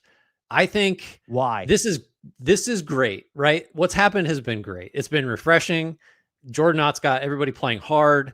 They're like Dylan Brooks undeniably like changes how your team operates, and he's like just He's, you know, I can't he's stand back. watching him, but I have to respect what he does to your team. He did almost choke away the game the other night with the up 5 Right. inside 40 seconds to play, have the flagrant, but he's just the level of shot making he's given them this year. I'm at the point where I'm almost kind of sort of okay with him wearing sunglasses indoors. I can't get there. I can't. It's gonna take more than that for me to get there. Uh, it's a scourge on our side. So yeah, well, that's part of the argument is that like he just The sunglasses. Yeah. the song. That's the entire argument. You have to trade him. I just think his value is about as good as it's going to get at the moment. I don't think he can play better than this. And I think the Suns are sort of misreading where they are if they think some of these performances that they've got, like guys like Royce O'Neal, have immense value, are playing really well. Royce O'Neal's not helping, Dylan Brooks to a lesser extent. They're not helping you like navigate that the shitty rest of this half decade is still there. Like, despite the Mhm. fact that the Suns are fun to watch and pretty good, I think you still need to be concerned with like, how are we going to survive through 2030 with no picks, you know, and just like a zero flexibility, Bradley Beal's dead money on the books, all this stuff. Like it would be painful. And if I'm a fan, to be clear, if I'm a Suns fan, I'm not thinking this way. I'm like, I want to make the playoffs. This is fun. I like this team. But if you're trying to like build a championship operation, I think you have to look at where you are right now as kind of found money. And you need to flip guys like Brooks and O'Neal and just virtually everybody just to soften the landing of the next half decade, basically. Count me among the Suns fans then, because Yeah, I they get it. don't need to buy to where it's. I mean, they can't. What are they going to do to mortgage their future even more? Which like what would be the question? Who are the players on this team, non-Devin Booker division, that are going to net you more than the equivalent of one first-round pick? Is that trade even out there right now for Dylan Brooks? More than the equivalent of a I'm first not round. saying 2 first-round picks, but someone's going to like, would the Lakers come in and offer their 2032 or 2031 first-round pick for Dylan Brooks? I That's think one first-round pick. LeBron would veto. LeBron would say it's him or me, and the Lakers would have Would to think probably choose about it. Dylan Brooks at this point. They would say you're not under Could you contract next year, imagine them buddy. on the same team? That'd be great. It would be great. Uh, I I do think Brooks right now could get you a first, don't you? Because that's the type But of like what is the type of first, like, what does that do for the Suns, though, is my point. Is just if you trade Dylan Brooks for, let's say you get a first from, I mean, and even if you get that Lakers first, okay, cool. Like, we're just going to half decade from now, we're going to be sitting maybe pretty, or that'll be the number 27 pick because oh, Luka here's one Doncic. on the break No, pod. Grayson Allen maybe gets he you does not. first. Grayson Allen's not getting you a first round. Like, He's so good now. He dribbles he's now. right. Every other, and next year he'll probably be bad. So Oh. I think that contract that he's on, you're not getting a first for him. You're more likely to get a first for Colin Gillespie at this point. I think That's you're not getting ironic a because first I for feel this like that deal was signed to be traded. Like that's what we all thought. Him and O'Neal both. Oh, that's just year. matching money salaries, and now they're I'm both good. I'm closer here. Ryan Dunn maybe get you a first. I would even say probably not. The defense is intriguing there, the full floor running and stuff. But so if I'm the Suns, I'm more looking at, okay, what is my biggest need if we buy? Because Grant, what does buying look like for this team? Is it, can you just get Zion for contracts? Sign me up for that then. Well, because they can't trade first round equity. And if the Pelicans are just, we can turn Zion into, like, Grayson Allen would be a good name here. It's, or Royce O'Neal, you're stacking contracts together. You put shooting around Jeremiah Fears and Derek Queen. If I'm the Suns, I'm looking to do something like that before I'm looking to sell. All right, here's the thing. The Suns are 15-12 as we record this. Just one of the most pleasant surprises of the season. They're in the middle, basically. Like they're not the team I'm going to invoke is in a slightly different spot, but it's still very much defined by its midness, and that's the Bulls. So like Would you, if the Bulls are 11 and 15, not that different. Their net rating is way lower. They're like just objectively a worse team. But this feels like we're telling the Bulls to like, hey, let's try to get a little better. Let's go for it. As opposed to like, strip it down, man. There's nothing here. There's no future with this group. You've got to like, you have to sell. To me, that's the same logic. The logic we've applied to the Bulls that they have just It's disregarded forever is the same logic that's in play with the Suns. You're in the middle. You do not have a path to being great unless you strip stuff down. And now, if your argument is they don't have anything that's going to get them firsts, then all right, I guess what do you do then? But I think you've got to look at this as we're trying to be good. We're trying to not be one of the worst teams in the league or dead stuck in the middle for the next 5 to 7 years. I think that needs to be the goal. Here's my problem. The Bulls have their own draft picks. The Suns do not. Do the Suns not have theirs? Oh, so there's just an incentive. I'm not telling. I think it almost feels like we might be. The argument should then be, if that's how you feel about the Suns, just in general, not you specifically, then they should trade Devin Booker. Because what is like? I've thought that for a long time, which is fine. But knowing they're not going to do that, yeah. I'm kind of just at that. Like maybe it's an off-season thing. I'm sort of at the point where you're good enough this season to be fun and frisky. If you can do something, like there's nothing. If you're not going to trade Devin Booker or give him away, there's nothing that this team could give up that would actually like count as a stupid move. What could they actually do that would worsen their future outlook? Again, non-Devin Booker division. And so if you could use just Jalen Green and other salary, is that going to get you as just a Zion? Why not swing and see what happens? And worst case scenario, okay, just move on from Zion. Well, Zion's a special case, right? Because you can just move on if you don't do like it with Sabonis. I don't fucking care. Like this is like, that's what I'm. That's well, what that I'm would make them worse. They now you have Sabonis on there with Beal's dead money. Anyway, that's enough on the Suns, don't you think? Where should we go after this? You might think, Grant, that we're going to go to Golden State, but not yet. Not yet. We are on to the Memphis Grizzlies. Do you want to pick a question for them, please? Yes. Well, let's see. I like this question a lot because it kind of ties to all of the ones we have here. Do the Grizzlies not yet have their primary building block? Do they have? So John, this is an awkward question, right? Yeah. So John Morant was that guy. It beyond any doubt is just not that guy anymore for all the reasons we've talked about all year. The injuries, the decline in like ability, that seems like a relevant one. He's not as good as he was anymore. We also have the contract status, no extension for him. That's the type of thing. If you do have a building block, you extend that player. What else? The off court stuff, obviously it's all just kind of this one big mess. Jaren Jackson Jr. not playing so hot. I don't know if anybody's noticed, not making his threes, fouling more like he used to, still not rebounding. Touches are down, even those why? Jerome, like Scottie Pippen, just not right. Shouldn't they be up? Shouldn't this be a Jaylen Brown situation where he's just like, okay, your ball? Those are the two you'd point to. Zach Edey, who I lauded forever and immediately got hurt after we recorded. Immediately after you lauded him too. It was within minutes. It was within minutes that the report came that he was hurt. So Cedric should we just not talk about players anymore? Cedric Cowherd's not really that. I mean, he's done. Yep. I've appreciated. He's a little bit more physical and like squishy on drives, even though the efficiency might not be there yet on those looks. But I don't view him as. I view him as supplementary. Feels like I'm denigrating him, but that's what he feels like is, he's your second or third most important player rather than this is the guy around whom we structure our future. And so then if it isn't Jaren Jackson Jr., like why isn't it? Like, are we, because I do think we have to mention he had a toe surgery, I think, and then also had another injury prior to the season. Is this just he's playing hurt? And in a way that's laudable because Morant has been not helpful and like he's out there trying to do what he can for the team. And therefore like that is cornerstone stuff, that is building block stuff. Or is Jackson, and I can't remember, did we both have him as an all NBA player last year? If we didn't, he was before he was disqualified. Yeah. Okay. Yeah. He didn't qualify, but he was up there for sure.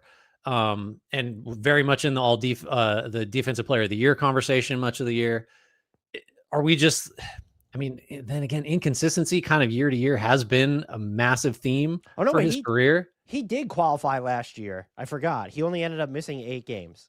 Okay, so I So think one or both of us must have had him on All yeah, NBA. Um, I'm starting to think I didn't because I said before he got disqualified. So did you just think he was disqualified and erroneously cut him he off? did Uh, have the latter half of the year was pretty tough okay, from him, yeah, or latter right. Because third. the beginning of the year, the story was look at all this isolation scoring, and then Well, I have a everything fell apart. theory on The that. offense, right?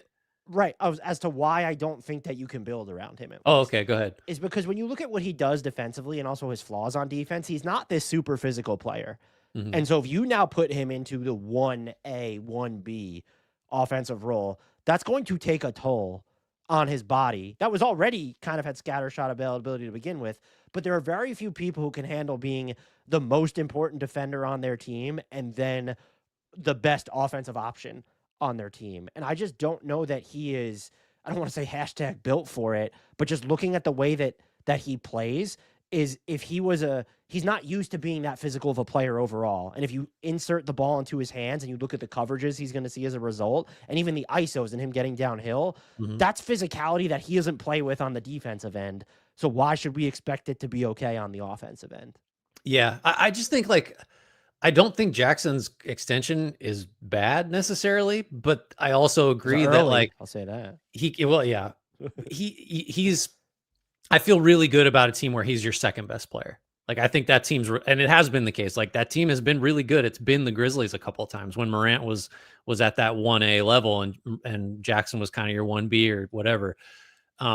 So what do you do? I guess like how do we tie some of these other questions here? Like, does that Well, it says mean should that everyone's on the table to be traded? Because certainly Morant is, and are we extending that to Jackson? Are we extending that to I don't know, like, go I down the list if you want. I think if you're looking at it, maybe you just view semi-untouchable as it's Cowherd and Edie, just because what value would you get for him with all these injuries? And he's proven to be Right. so impactful on defense.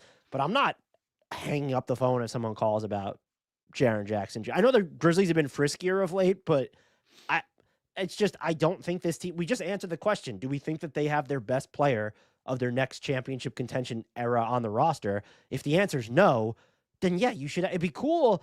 Like, how many teams can work backwards from right? We found our second most important player. Let's go out there and get the first. Right, right. Yeah, that's the hard part. I think I would listen on Jackson. I wonder what I'm trying to think of. He's like theoretically, if you believe as an acquiring team that the way he's played this season has more to do with he's not fully back from the injury. Now you that cuts both ways because it's like, well, is this what we have now?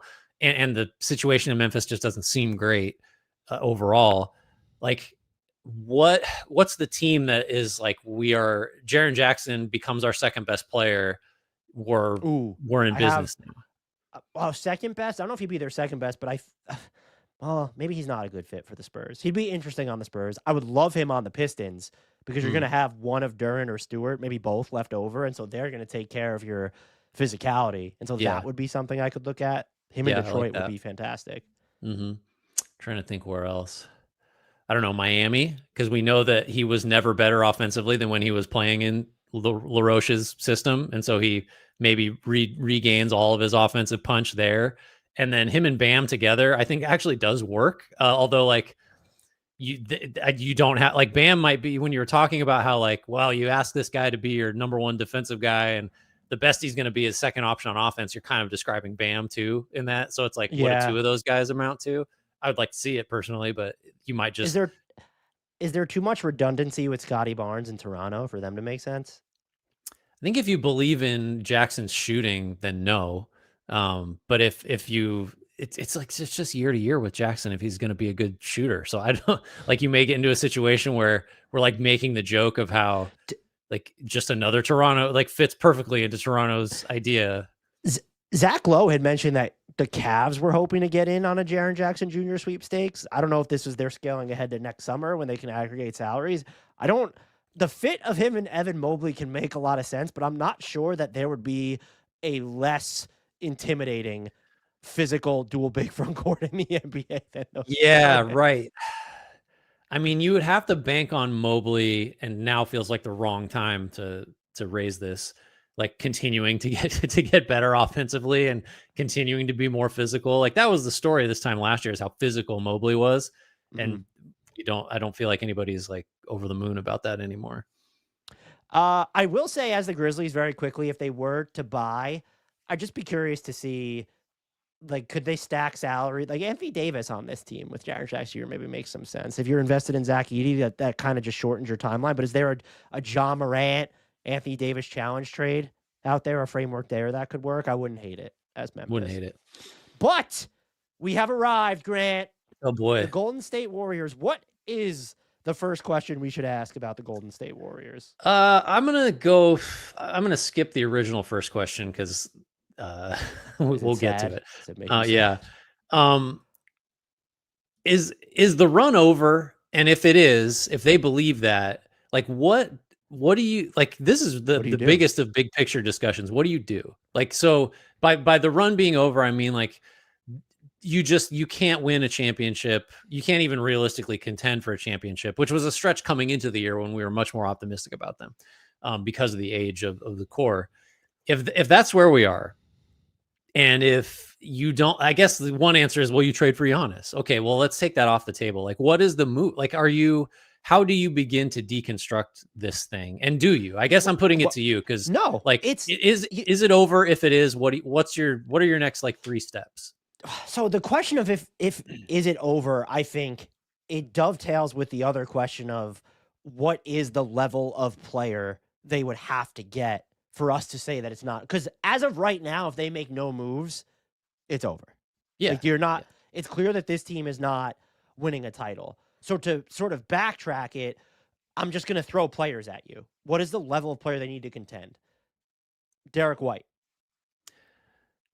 I mean, so that's not enough, I don't think. Okay, right. Like, so just the way before you give me another name, the way I'm going to approach this is to look at it and say, when they traded for Jimmy Butler, who I think is there a player realistically that they could get that's better than that this season?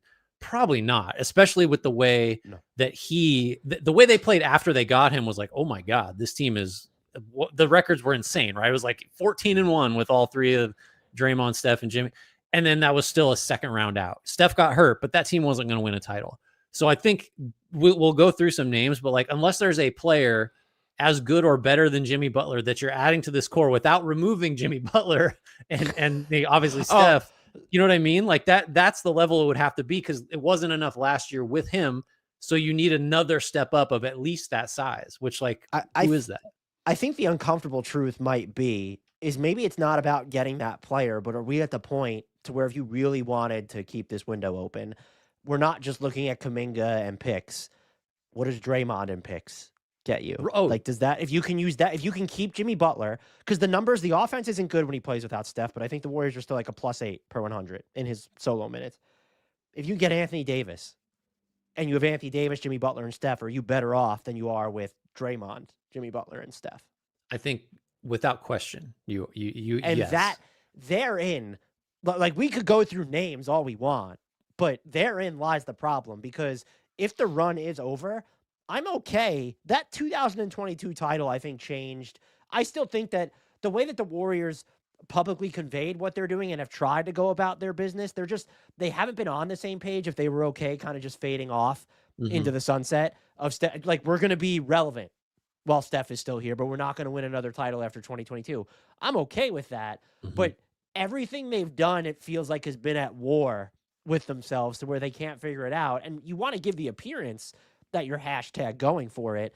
But at this point, if you decide your run is over and you don't want to put all these picks on the table, I don't want to say, I'm never okay with it, because it'd be fun to see Steph on the biggest stage again. But if he's content and wants to finish his career there where he won 4 titles and turned into one of the 10 greatest players of all time, that's okay.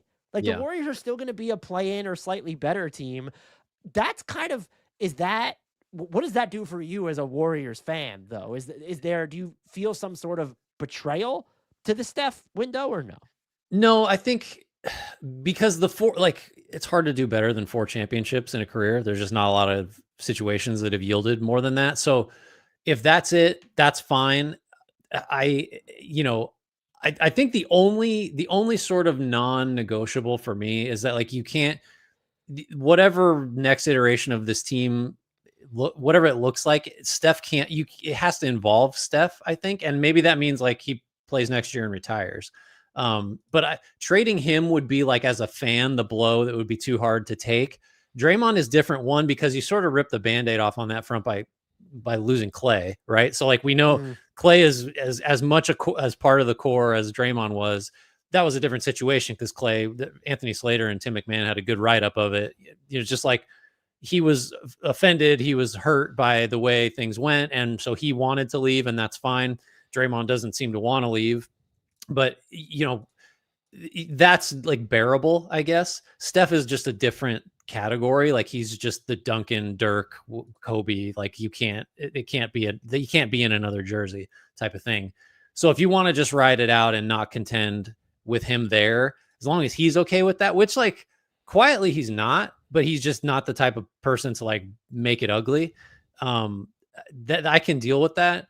But yeah, part of it is just like that might be the only option, because even if you do trade Draymond and you get Anthony Davis, I still don't know if that's good enough, right? Like we're talking about the Thunder and the Nuggets and the Rockets and whoever you think comes out of the East, the Knicks or Pistons or Cavs or whatever. Like I don't know if they're not better than all those teams. But if you're going to, so if that's the route that they're being forced down, what do you do with Jonathan Kuminga? What do you do with Brandon Przemski? What do you have these Guy Santos, Pat Spencer, Quentin Post? Do you try to lean further in, and you're getting a little bit worse maybe, but we're still trying to plan for, or is it, I just don't know how you juggle that aspect, because then what's the point of trading Kuminga? Is it, do you get anything as a standalone asset for Kuminga? I would argue at this point, if I'm a team, I'm more interested in Brandon Przemski than I am Jonathan Kuminga, but yeah, I mean, you might not be wrong. Przemski has quietly shot it well enough lately that like you could see him as a starting level player again. Yeah, I don't know. We had this conversation maybe a week ago, and just to illustrate like how quickly things have always changed in the Kuminga conversation. Now I'm just like kind of where you were, which is like, is he just an expiring salary? Is that what you're excited to get as the team that trades for him? Like maybe. Because the alternative is you see enough in there to believe he's a $20+ million player with massive upside, and you've got this like free shot at looking at that next year, and then you have to deal with his free agency like that. I don't know. Maybe there's a team that thinks that way. It's hard to pick out who that would be, that would give up something of real value for that opportunity. I think so.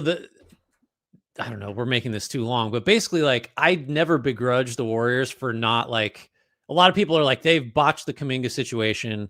There were 15 opportunities to move on from him where it was obvious that they should have. I personally, you lived through it, went back and forth a million times. And now I feel like I have okay, so he's just not going to be that player. But it was really hard to figure that out over the whole course and I sympathize with the Warriors being like, and now this was like certain factions of the brain trust felt very strongly, but differently. I think, ownership believed. Check his email history. Coaching staff did not and does not.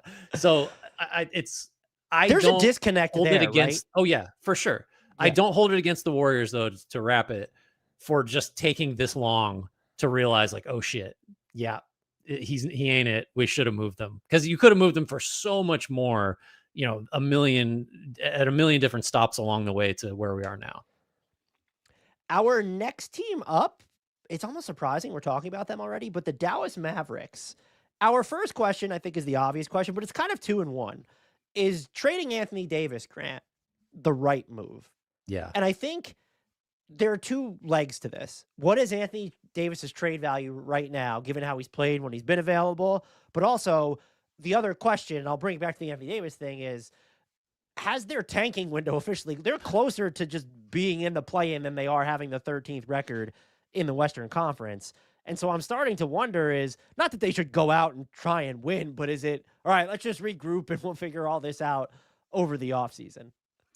So the first part of the first leg, I guess, is the one that settles it for me, which is like the question of his value. And I just don't, even with, it had a couple injuries already this year. One was fairly protracted, like 14. He missed 14 games with the Cat, whatever it was. It was a long stretch. Do you think Anthony Davis's value is going up or down or staying the same as time passes starting now? Down, right? I think it's down. age, if he has another little spat of injuries this year, if he Hey, he's back to declines, playing the 5 though, so maybe he well, wants out. Is that what you're yeah, maybe he's gonna push for it because he's gonna go to his grave saying he's a 4. Um, that settles it for me, and like that's while acknowledging that like the idea of Kyrie and Cooper Flag and Davis and some role players that I generally like is like kind of intriguing. Like for next year, I guess, because I don't think you get I real mean, Kyrie until next year. again, I don't know how real it is, but like they just beat the Pistons. They've been They're top pretty 12 good. in offense and defense since Thanksgiving.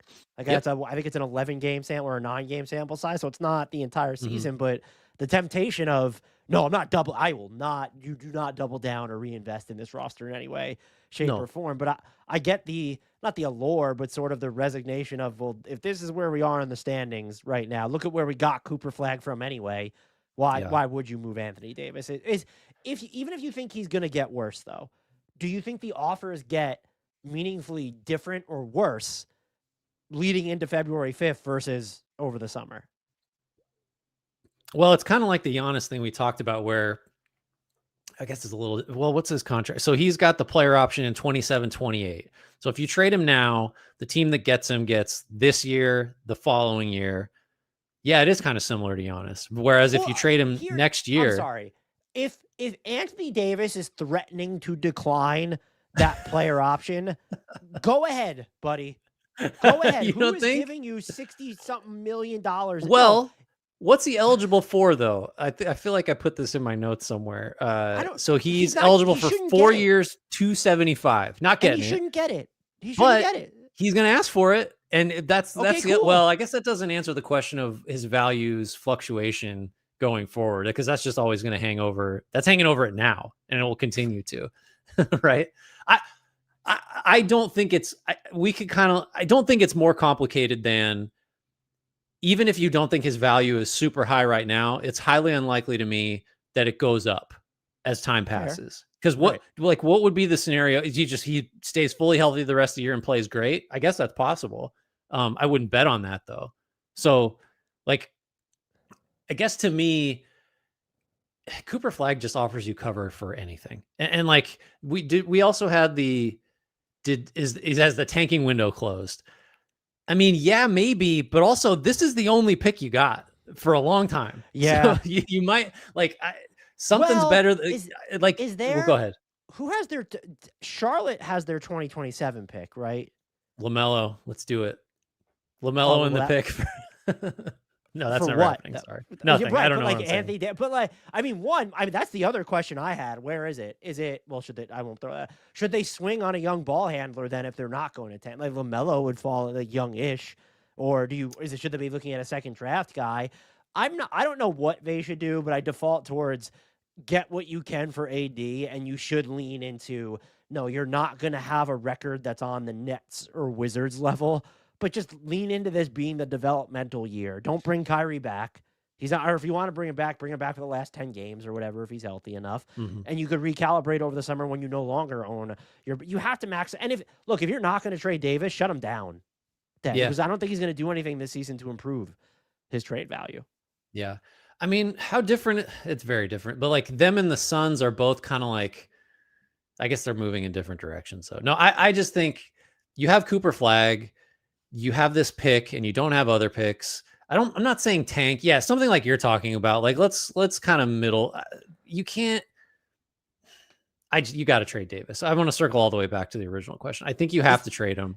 is there You're any not chance going to get more for Charlotte him later. would be interested in Anthony Davis to the point that they would give you back your Well, 2027 there's pick? nothing about Charlotte's recent transactional history that suggests they would at all be Right. interested in someone like Anthony Davis. So yeah, I don't know what else you could maybe offer Charlotte one of your distant first that you still have to get that back, but we've already shown that. What if Cooper Flag is just too good and tanking doesn't like I don't think he's been among the reasons that they're not the worst teams in the league right now, but by next year. So yeah, maybe not getting your own pick back, I don't think is as big of a priority as it might be for certain other teams, just because Yeah, of Cooper Flag. Prediction very quickly then. Does Anthony Davis get moved by the trade deadline? I'll say yes. Why not? That's more interesting. I will say yes, and it will not be to the Pistons because I do not understand that even a little bit. Here's another team we're going to talk about, Grant. The Utah Jazz. And I think this is the cliche question, but we got to ask it again. Are they winning too much once more? Yeah. I mean, just for statistical purposes, yeah. Dallas getting Flag out of the last draft suggests that, well, who knows, but you don't want to rely on the math that got the math/vision that landed Cooper Flag in Dallas if you're the Jazz.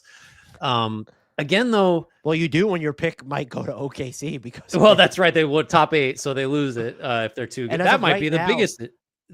Do they have it? If they have the 8th worst record in the oh league boy, right now. Oh my god! and we And were look, promised Bucks, there would be no shenanigans this year. and the Bucks are So, coming for him fast. So, I mean, that's a disaster. If you lose the pick outright, the answer is you've definitely won too much. That can't happen, can it? You can't allow that. I don't think we need to spend more. The answer is yes, and sometimes it's been fun, but the answer is you need to figure out moving forward. You don't want to embrace shenanigans, but you can't be better than this many teams. Like you got to figure out how to be worse than the moving forward.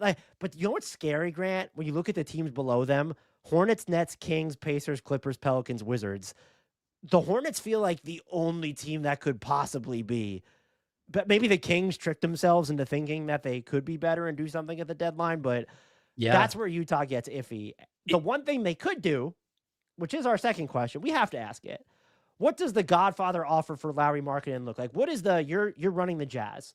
And just as a baseline, the combined number of first-round picks or prospects, just putting a number, like how many do you need to get? And I think everyone's just going to point, has the preface to say, Desmond Bane got 4, and if the Jazz want to take back bad money, that needs to be the floor. I just don't know. Detroit's the team everybody wants to mention, even San Antonio. I just don't see those teams coming in with X amount. So it's twofold. What's the minimum for you that it takes to even consider moving Lauri? And are you at the point where not you move him for whatever, but are you reaching DEFCON 2-ish to, okay, if he's not okay being shut down, we need to do something here because we are winning too much. Yeah, that's an interesting aspect of it. I think we talked about this earlier. I think he's better than Bane. And so if there's no KCP or Cole Anthony type contracts coming back, then you could talk me into 3 or 4-ish first round assets. But if they're, and I don't know how you structure this without some kind of bad money coming back, probably because Markkanen makes so much, then we're at 5. Then we're at the Bane level as the baseline. And for sure that it's not just people saying, it's that's what the Jazz are going to point to, right?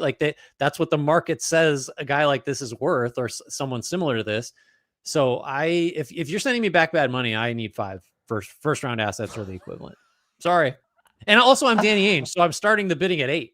And just because I know I got to anchor high. And then you could talk about how you almost got 8 or whatever absolutely. it ends up being. I'm probably a little bit more. It obviously depends on the quality of assets, but I think if someone's coming in and has 4 and you have to take back bad money that's only on the books for 2 more years or something, I'm having a discussion. I don't think that offer is going to be there midseason. It feels more like an off-season thing, if anything, which is my other question for them would be, should they sell high on any of the other young guys? And you know how I feel about this. Because I would be looking at, hey, what could we get for Keontae George right now? I'd also be looking, Taylor Hendricks is probably out as an nadir, unfortunately. I love Taylor Hendricks. I don't know what to do about Walker Kessler. They've reportedly been rebuffing interest even as he's injured. I think the teams that were named were the Lakers and the Pacers and the Raptors. If I'm the Jazz, I'm kind of short of Ace Bailey. I'm just open to anything at this point. I think in theory I am too, but so let's say Keontae, let's use George as the example. If you're willing to move him, it's got to be a pick focused package, I guess. And then the hope is that you like better. Yeah. Well, then that's the thing. How many prospects are you going to get who is it year 3? It's year 3. How many, right? Is it 3? I can't even remember. Yeah. He's year 3. How many guys are going to develop into better players than Keontae George? Yeah, year 3 right now. We agree he's an imperfect player. We don't really know anything because the Jazz are better than expected, but they're not a good team. So what do his numbers really mean? A lot of question marks, but 24-7 and is the main offensive guy other than Markkanen. How many guys are in their 3rd year going to eclipse that? So if you're trading George it's because you think you're going to do better than that with whoever you're bringing back. Like I was more I'm so not against it. thinking, I'm just saying that's a pretty high bar. yeah, that's fair. But like, if it was something like Tari Eason and you're getting a low end first round pick for a You're just Keontae kind of George, deciding that. I guess you're saying as the Jazz, like, we don't think George, it's oversimplification, but like this isn't like winning play. We don't believe this translates this isn't on someone that to a we good want to. I team. mean, the numbers of 22 and 7 or whatever it is with some improved shooting and just decision making, we don't want to invest $30 million a year. We already have Lowry. We have Ace Bailey. This isn't someone that we trust, and we're going to pay Walker. That's the other thing Right. here too, is that if you're planning on paying Walker Kessler, who is a fantastic rim protector, you've paid Larry Markin. If you don't want to get rid of him, I don't care. They want to pay them, go right ahead. I just don't know where that's going to leave them. So from the Jazz's perspective, I would almost argue this wasn't a question we had, but if you don't want to do any of the uncomfortable things that we just discussed, it's time to get off the fucking pot, guys, and then you go make a trade. Go make the consolidation trade. And it's like this season might be the perfect. Well, you can't do that this season. Why? You might lose your pick anyway. So right. Yeah. The added bonus, you might like whatever you trade for, you might want to just mentally add in the pick that you aren't losing now because you're going to be worse. And you save that pick from going to the Thunder in part of the package. Portland Trailblazers, Grant, can you take us to a question for them? Yeah, I just want to know if the return of the guards solves things for them. Drew Holiday's been out. Scoot Henderson has yet to play. This is a mother of all hamstring injuries, apparently. They're the worst three-point shooting team in the league. Denny Avdia has ascended, partly out of necessity, and is just like the on-ball star now. I wonder if that's something that might look even better if you had better point guard play. Would the shooting improve? There was a stat I had for something else I wrote that they're like 25th in wide open 3-point percentage. So it may not just be that Is that bad? It's not good. And it may not be that. And what it says is that even it's just like generating more open threes might not be the solve because they don't make them even when they're open. So it's not just the lack of guards setting up shooters. It's that the shooters suck. Not the worst, not the least logical argument. So I don't know that maybe, that's the short question is the issue here just that they don't have enough playmaking guards. That's why the offense is no good. That's why the shots aren't falling. And then when they get them back, the Blazers are what we thought they were, which is way better than 500. And they haven't been that. I mean this as a compliment. Relative to the trade deadline, I find them so thoroughly uninteresting because I just need to see the Scoot element of it. And if they want to sit here and say, because anything they do, it might be, oh, what could we get for Robert Williams III? What could we get Matisse Thybulle's expiring contract? Can we turn him into anything? Now, if they want to be the team that goes out there and says, we like LaMelo, now you've got my attention, but can you make that decision when one, Scoot's probably in that package, and two, based off what you haven't seen yet this year? And so I just need to see Scoot Henderson play before I have. This team has actually been pretty fun to watch. I know fans have been pretty peeved about the defensive effort from Tamani Kamara and Denny Avdia at points. I think Denny Avdia's offensive role is just almost too central at this point to expect him to be as good as he's been defensively. I just want to see them, honestly. Let's clear some more minutes for Young Handsome at this point. I don't think that they need to be invested in the season to the point that they're acting like buyers, but I do need more information on them before I'm saying, well, what should they actually in theory, they're not the toughest team to talk about, but just not having the Scoot Henderson sample size is really bothering me, right? Because what are you supposed to tell them to do at the trade deadline other than stay there? Because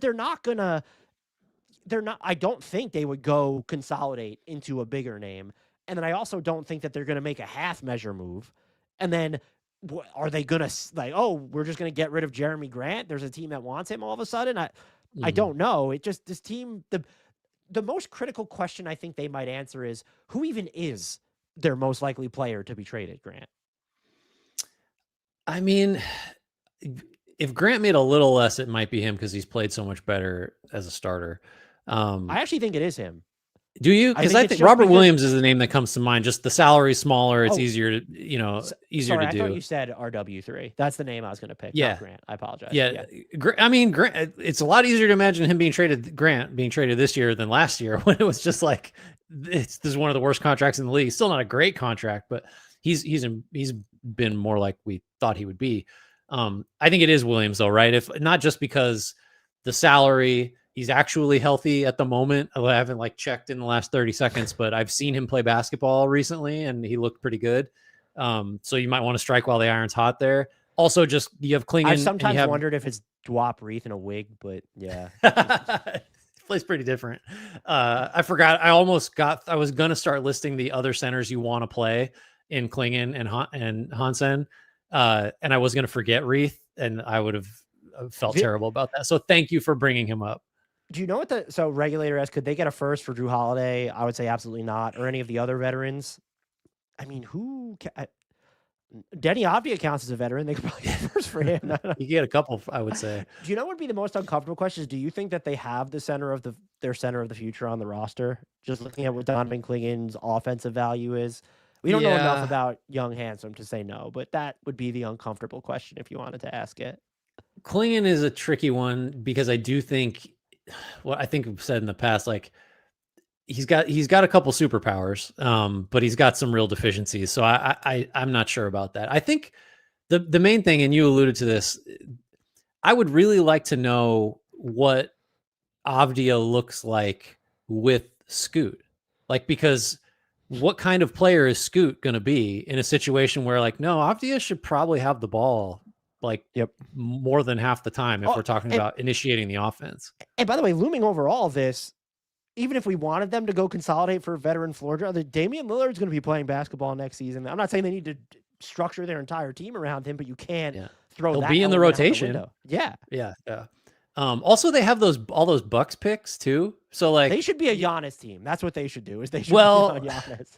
I mean, that's not the craziest idea, but Giannis and Dame, you reunite in Portland. Oh would be God, don't lie. But I was just saying, like they've got that like just in their back pocket, and those might end up being some of the most valuable draft assets there are. And so, I guess the silver lining of not having any Scoot Avdia information is that like you can kind of slow play this for at least another year and feel okay about it. You know who can't slow play it because they don't know how? The Sacramento Kings. Grant. And we haven't, this is like a lightning round situation for them. So we're going to go through the questions of just trying to answer. It's almost trade deadline superlatives for them. Okay. So I'll start. Which veteran is most tradable? Not most likely to be tradable, but what veteran on the team is most tradable? I think it's pretty clearly DeRozan, just because length of contract, what is it, a $10 million guarantee for next season? So, and he's also the one that like, is easier to imagine being like even a bench weapon on like a good playoff team. So more places to land, lower commitment, lower asking price. It just makes him easy. I think he's the most tradable, easiest to move. What do you think? I think you might be right. I want to say it should be Sabonis, but I think he's probably just the best veteran. That doesn't necessarily make him the easiest to move. So the other nomination would probably be, I mean, does Keon Ellis count as a veteran? He's been in the league long enough. Malik Monk would probably be my second nomination. Yeah. Who's least tradable of those vets? I think it's, honestly, is it Zach LaVine? It's him or Sabonis. I think it's Zach LaVine, but the caveat here would be if Zach LaVine is willing to decline his player option, kind of like Rudy Gobert did, and then sign a cheaper deal, I think he gets a lot more appealing to teams. He's an easier fit. Sabonis is like changes how you play. LaVine is just like, I hope he makes shots. We know he's not going to guard. There you go, right? Like, and if he does, I agree. You've turned me into a Sabonis defender on this podcast, which is incredible. It's been my goal all along. He seems like a great guy. Like as a person, I think he's great. Which veteran should they want to trade the most? I think Sabonis, because in theory, he gets you the most in return. So like if you're blowing it up, you want the most picks and stuff back that you can get. And I also think moving on from him allows you to kind of build the team however you want. As long as he's there, you're just going to be built a certain way. My issue with that is by trading him, you're not really opening up runway for any of the guys that you would want to see get more minutes. The latter, like Maxime Reynaud, sure, who's already playing while he's injured. I'm not making any moves with the idea of like, we really like Neat Clifford and Keegan Murray and Reynaud are interesting players. That like getting them more minutes can't be a major concern because none of them are stars or anything close. I honestly think they should want to trade DeRozan the most. I don't love the fit there, and he was shooting better from 3 this year, but he still doesn't take enough attention. I know he hit the clutch 3 against the game that they ended up losing anyway, versus Portland the other night, but I think he's the player that they should want to move. He just doesn't fit. Like, what is he to them? Yeah. Especially when you have Russell Westbrook and Dennis Schroeder on this team. I don't love it. If they could move Russell Westbrook, maybe I would say him. Should they be in the distressed star market? I think this is our final question because, or was it? Did I skip one? Oh yeah, how many picks will get them to move Sabonis? Is 2 enough? Yeah, I think two's plenty. 2 might be the most you can hope for because it's a big contract, and like I said, he's tough to build around. So, And that's why I would keep him. Which means, should they be in the distress? Would you be mad if they went out there and got a LaMelo Ball? Oh no, not at all. Okay. I think that would be if they that'd be can one of keep the their best things they could do. 2026 pick and get like a distressed star. I don't love Ja there. I don't love Trey. But if it's LaMelo, maybe even if it's Zion, I don't really know what that looks like, but fuck it. I'm there. I think, and that's kind of on brand too. Like, I mean, like Levine and DeRozan are a little different, but like names matter. The size of the name matters for sure for them. How many total vets should they aim to move? Over, under 2.5, and the answer is over. Over, right? All of them. Do you trust them to do that though? More than I have in the past, but partly that's just because the writing is so on the wall. Like, I think Scott Perry's like, for whatever you think about him, like he has to be seeing this clearly, right? Also, he's not responsible for any of this. So he has the ability to kind of just say like, I'm cleaning up someone else's mess. Are you ready to take us to the Los Angeles Clippers? Very quickly, sir. What's the first question or the question that we need to ask? Why not just trade Harden and Kawhi and be done with it? Because you don't control your own draft picks? What if you could get them though? Yeah, right. I think that's the right answer. Let's move though to the Zubats of it all, because that might be like in the most twisty and improbable versions of the future. How you get one of those or picks back? Should they be trading or looking to trade Zubats? I guess if you can get 2 first-round picks for Ivica Zubats, I would do it. And it's sort of just, who was the team that why should the Suns do it? It's just, like, the Suns don't have anyone that's going to get you multiple first-round picks. And if you told me they got 2 first-round picks for Dillon Brooks, we're having a different conversation. You can get 2 first-round picks for Ivica Zubats. Just do it because you're building your team in the image of flexibility anyway. And so the Suns aren't doing that either. They're just married to whatever's like kind of on the cap sheet until Kingdom Come at this point. That's where I'm kind of at with the Clippers. And I would absolutely be offering all of my late 2030, 2031, 2032 picks and Zubats to get my own picks back. Yep. If you can get any of them back, I'm absolutely offering that. But is there any name that could get you to say, you know what, it's okay for them to, they put first round picks on the table to go after a name? That should not be on the table, correct? Yeah, because the quality of name that you're getting with what they have to trade just isn't high enough, especially as bad as they've been. They'd be like, how is this guy going to save us? Like MPJ is a name that comes to mind. Like, this might surprise you. Even if they could get LaMelo Ball, I'd probably just say, no, I'm keeping the picks. Those are so far. And that's me. Right. That's you. But also at least he's young enough to where you could pitch him as, all right, this is the tentpole star going forward. Don't know what we're going to put around him. But, he's different than, I guess he's not that much younger than MPJ, but like, you know what I mean? At least he gives, it's a bleak future, man, like for them. So at least he would give you something to market. You could say he's exciting, the local kid, all the good angles that teams throw out there when they're trying to pacify a fan base. Who do you think would be of Kawhi, Harden, Zubats, who's most likely to get moved? Because I think if you pick the most likely to get moved player on this team, it's going to be like John Collins or Derrick Jones Jr. or somebody of that ilk. Of the big 3 names, Harden's tempting because he's, relatively speaking, he's pretty reliable and healthy and producing. I still think it's Zubats, only because that's the guy I think you're getting the best stuff for, just considering production, age, contract, everything like that. Yeah. I think you're right.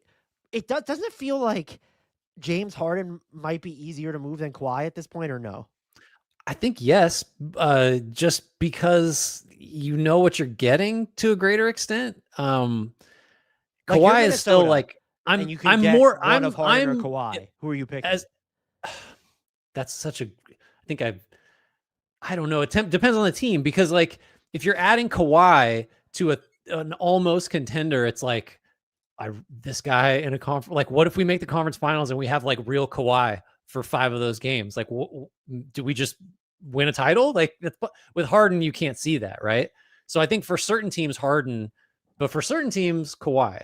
You know, like don't you think there's a difference between Kawhi for sure? No, I depending think on the team. Like Harden might get you into the playoffs, like because he's gonna be there every night and he's gonna run your offense and you'll be solid. But Kawhi's like the oh shit, like the variable. I'm gonna give you a terrible answer, but I think it's the right one. James Harden's contract is just so much more workable than Kawhi's. Sure. Neither of them are doubt. long, but James Harden only being partially guaranteed next year, and then also just not making, I think, was he 12, 15 million less than Kawhi right now?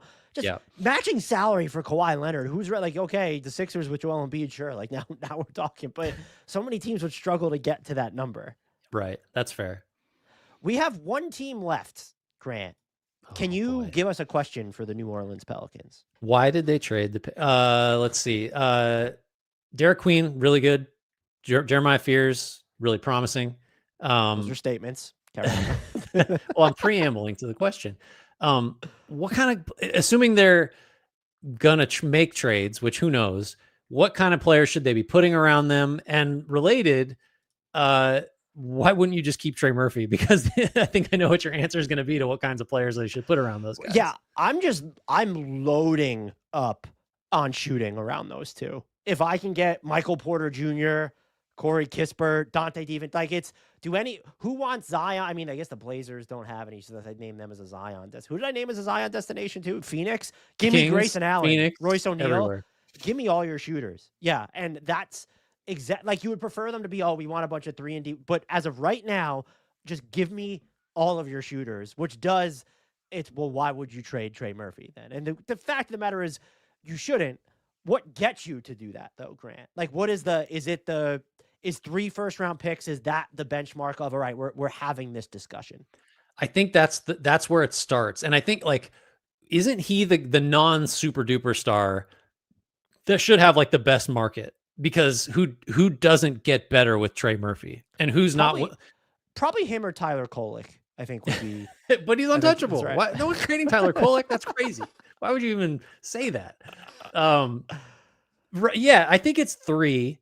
Youth, relatively speaking, the shooting, the possibility that like I've always thought that his 3-point percentage for his career never feels as high as it should, just because like every shot he shoots seems like it's going to go in. I think there's a scenario where he gets somewhere else where shot creation's better. It's just a more functional environment. And he is a 40% shooter, like consistently, which he actually hasn't been. Yeah, I think everybody should want Trey Murphy. Everybody and so 3 firsts is what I think it should take. And maybe that's just why the Pelicans shouldn't trade him unless they can get 4, which feels like, is anyone really going to do that? I don't know. Maybe over the offseason, but the midseason stuff is always tough to kind of think, okay, well, what are they going to do? The other question that I think needs to be asked, 2, quick. What's a fair return for Herb Jones? Are you expecting more than 1 first-round pick for him? No. Like if the over-under should be set at 1.5, because I think it's probably under that, but there's no way they trade him without getting a first, right? Like flip it around. It's hard to imagine that. Maybe something, would the Cavs do this? Because they have 2 picks they could trade, and then Jalen Tyson. Is that like too rich if you're throwing other? Oh, they're over the second apron. Never mind. That doesn't work. Also, I kind of like Jalen Tyson. Yeah, Jalen Tyson's kind of like the Jimmy Butler of Caleb Martin's right now, sort of, and Karis LeVert's or whatever. I enjoy it.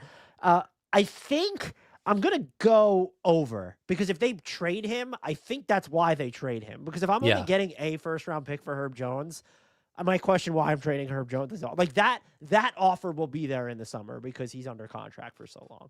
Yeah. The Zion thing, are you just trading Zion for whatever? I mean, so hold on. I want to be precise on this. So because I never remember the guarantee situation. I think you can correct me if you know. So $0 guaranteed for next year, which means they can, after this season, just say we're good, and he can and wipe it off the books. So I think they should not just move him for whatever. I think because that flexibility matters. I think and maybe you just re-sign him for way less, after you don't Yeah, pick up the no, guarantee. that's not happening. Here's see, I disagree. I'm just You trading can't. him. Okay, let me.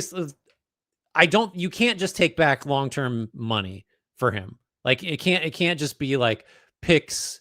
Well, shit. I don't know. He's so Why? complicated, Why? Well, Dan. first of all, what is the extra flexibility? I mean, I know this franchise is notoriously cheap, but like, what is this?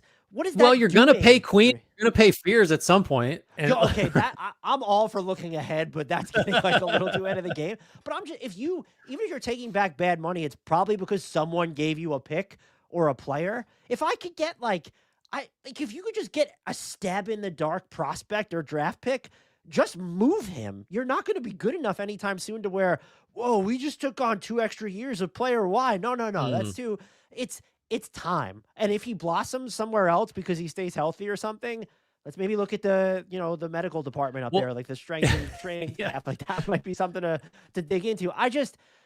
It's time, and it's not because I think the world of Zion when he's healthy, but it's over. Like this is over. So why are we?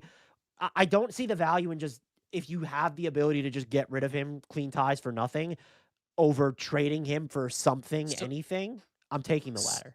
so are you of the mind that if you're the Pelicans, he cannot be on your team next year, however that happens? Like, so if you don't get, because the cutoff would seem to need to be positive value of almost any measure, like just marginally, like if it's 3 seconds and you got to do the salary somehow, I guess, right? Like, is Like the that enough? Because Bucks you right know you're now, they're cutting just them like, loose no matter what.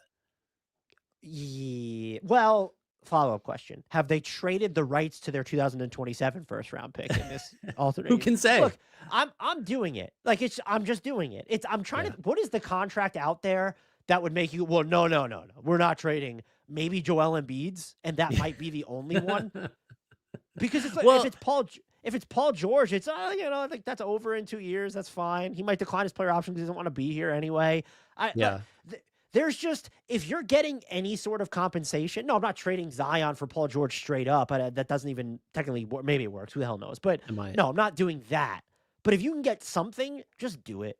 Is that Yeah. still the Nike slogan? Just do it, folks. Just Like, trade him. That's the new one. right. Where is your favorite Zion destination? Is a question we have from Regulator. Very quick. Ooh. San Antonio. Why not? Just for fun. See what it would look like for this year. Phoenix, for me. I'd like to see Zion him in wins a Phoenix, title. That'd be great. Grant, can you take us out of here, please? We apologize for rushing at the end, but we are pressed for time. Folks. Yeah, it's on me. I had a hard out. Thanks everybody. We had a robust comment section. Enjoyed it. Thanks for commenting. Thanks for jumping on with us. Please, everyone listening, watching, rate, review, subscribe. Make sure that you are checking us out. If you're checking us out on YouTube, give us a thumbs up there. Leave us a comment there. Hype points. We love the hype points. We don't know what they are. We want all of them. This is the high points. That's what they mean.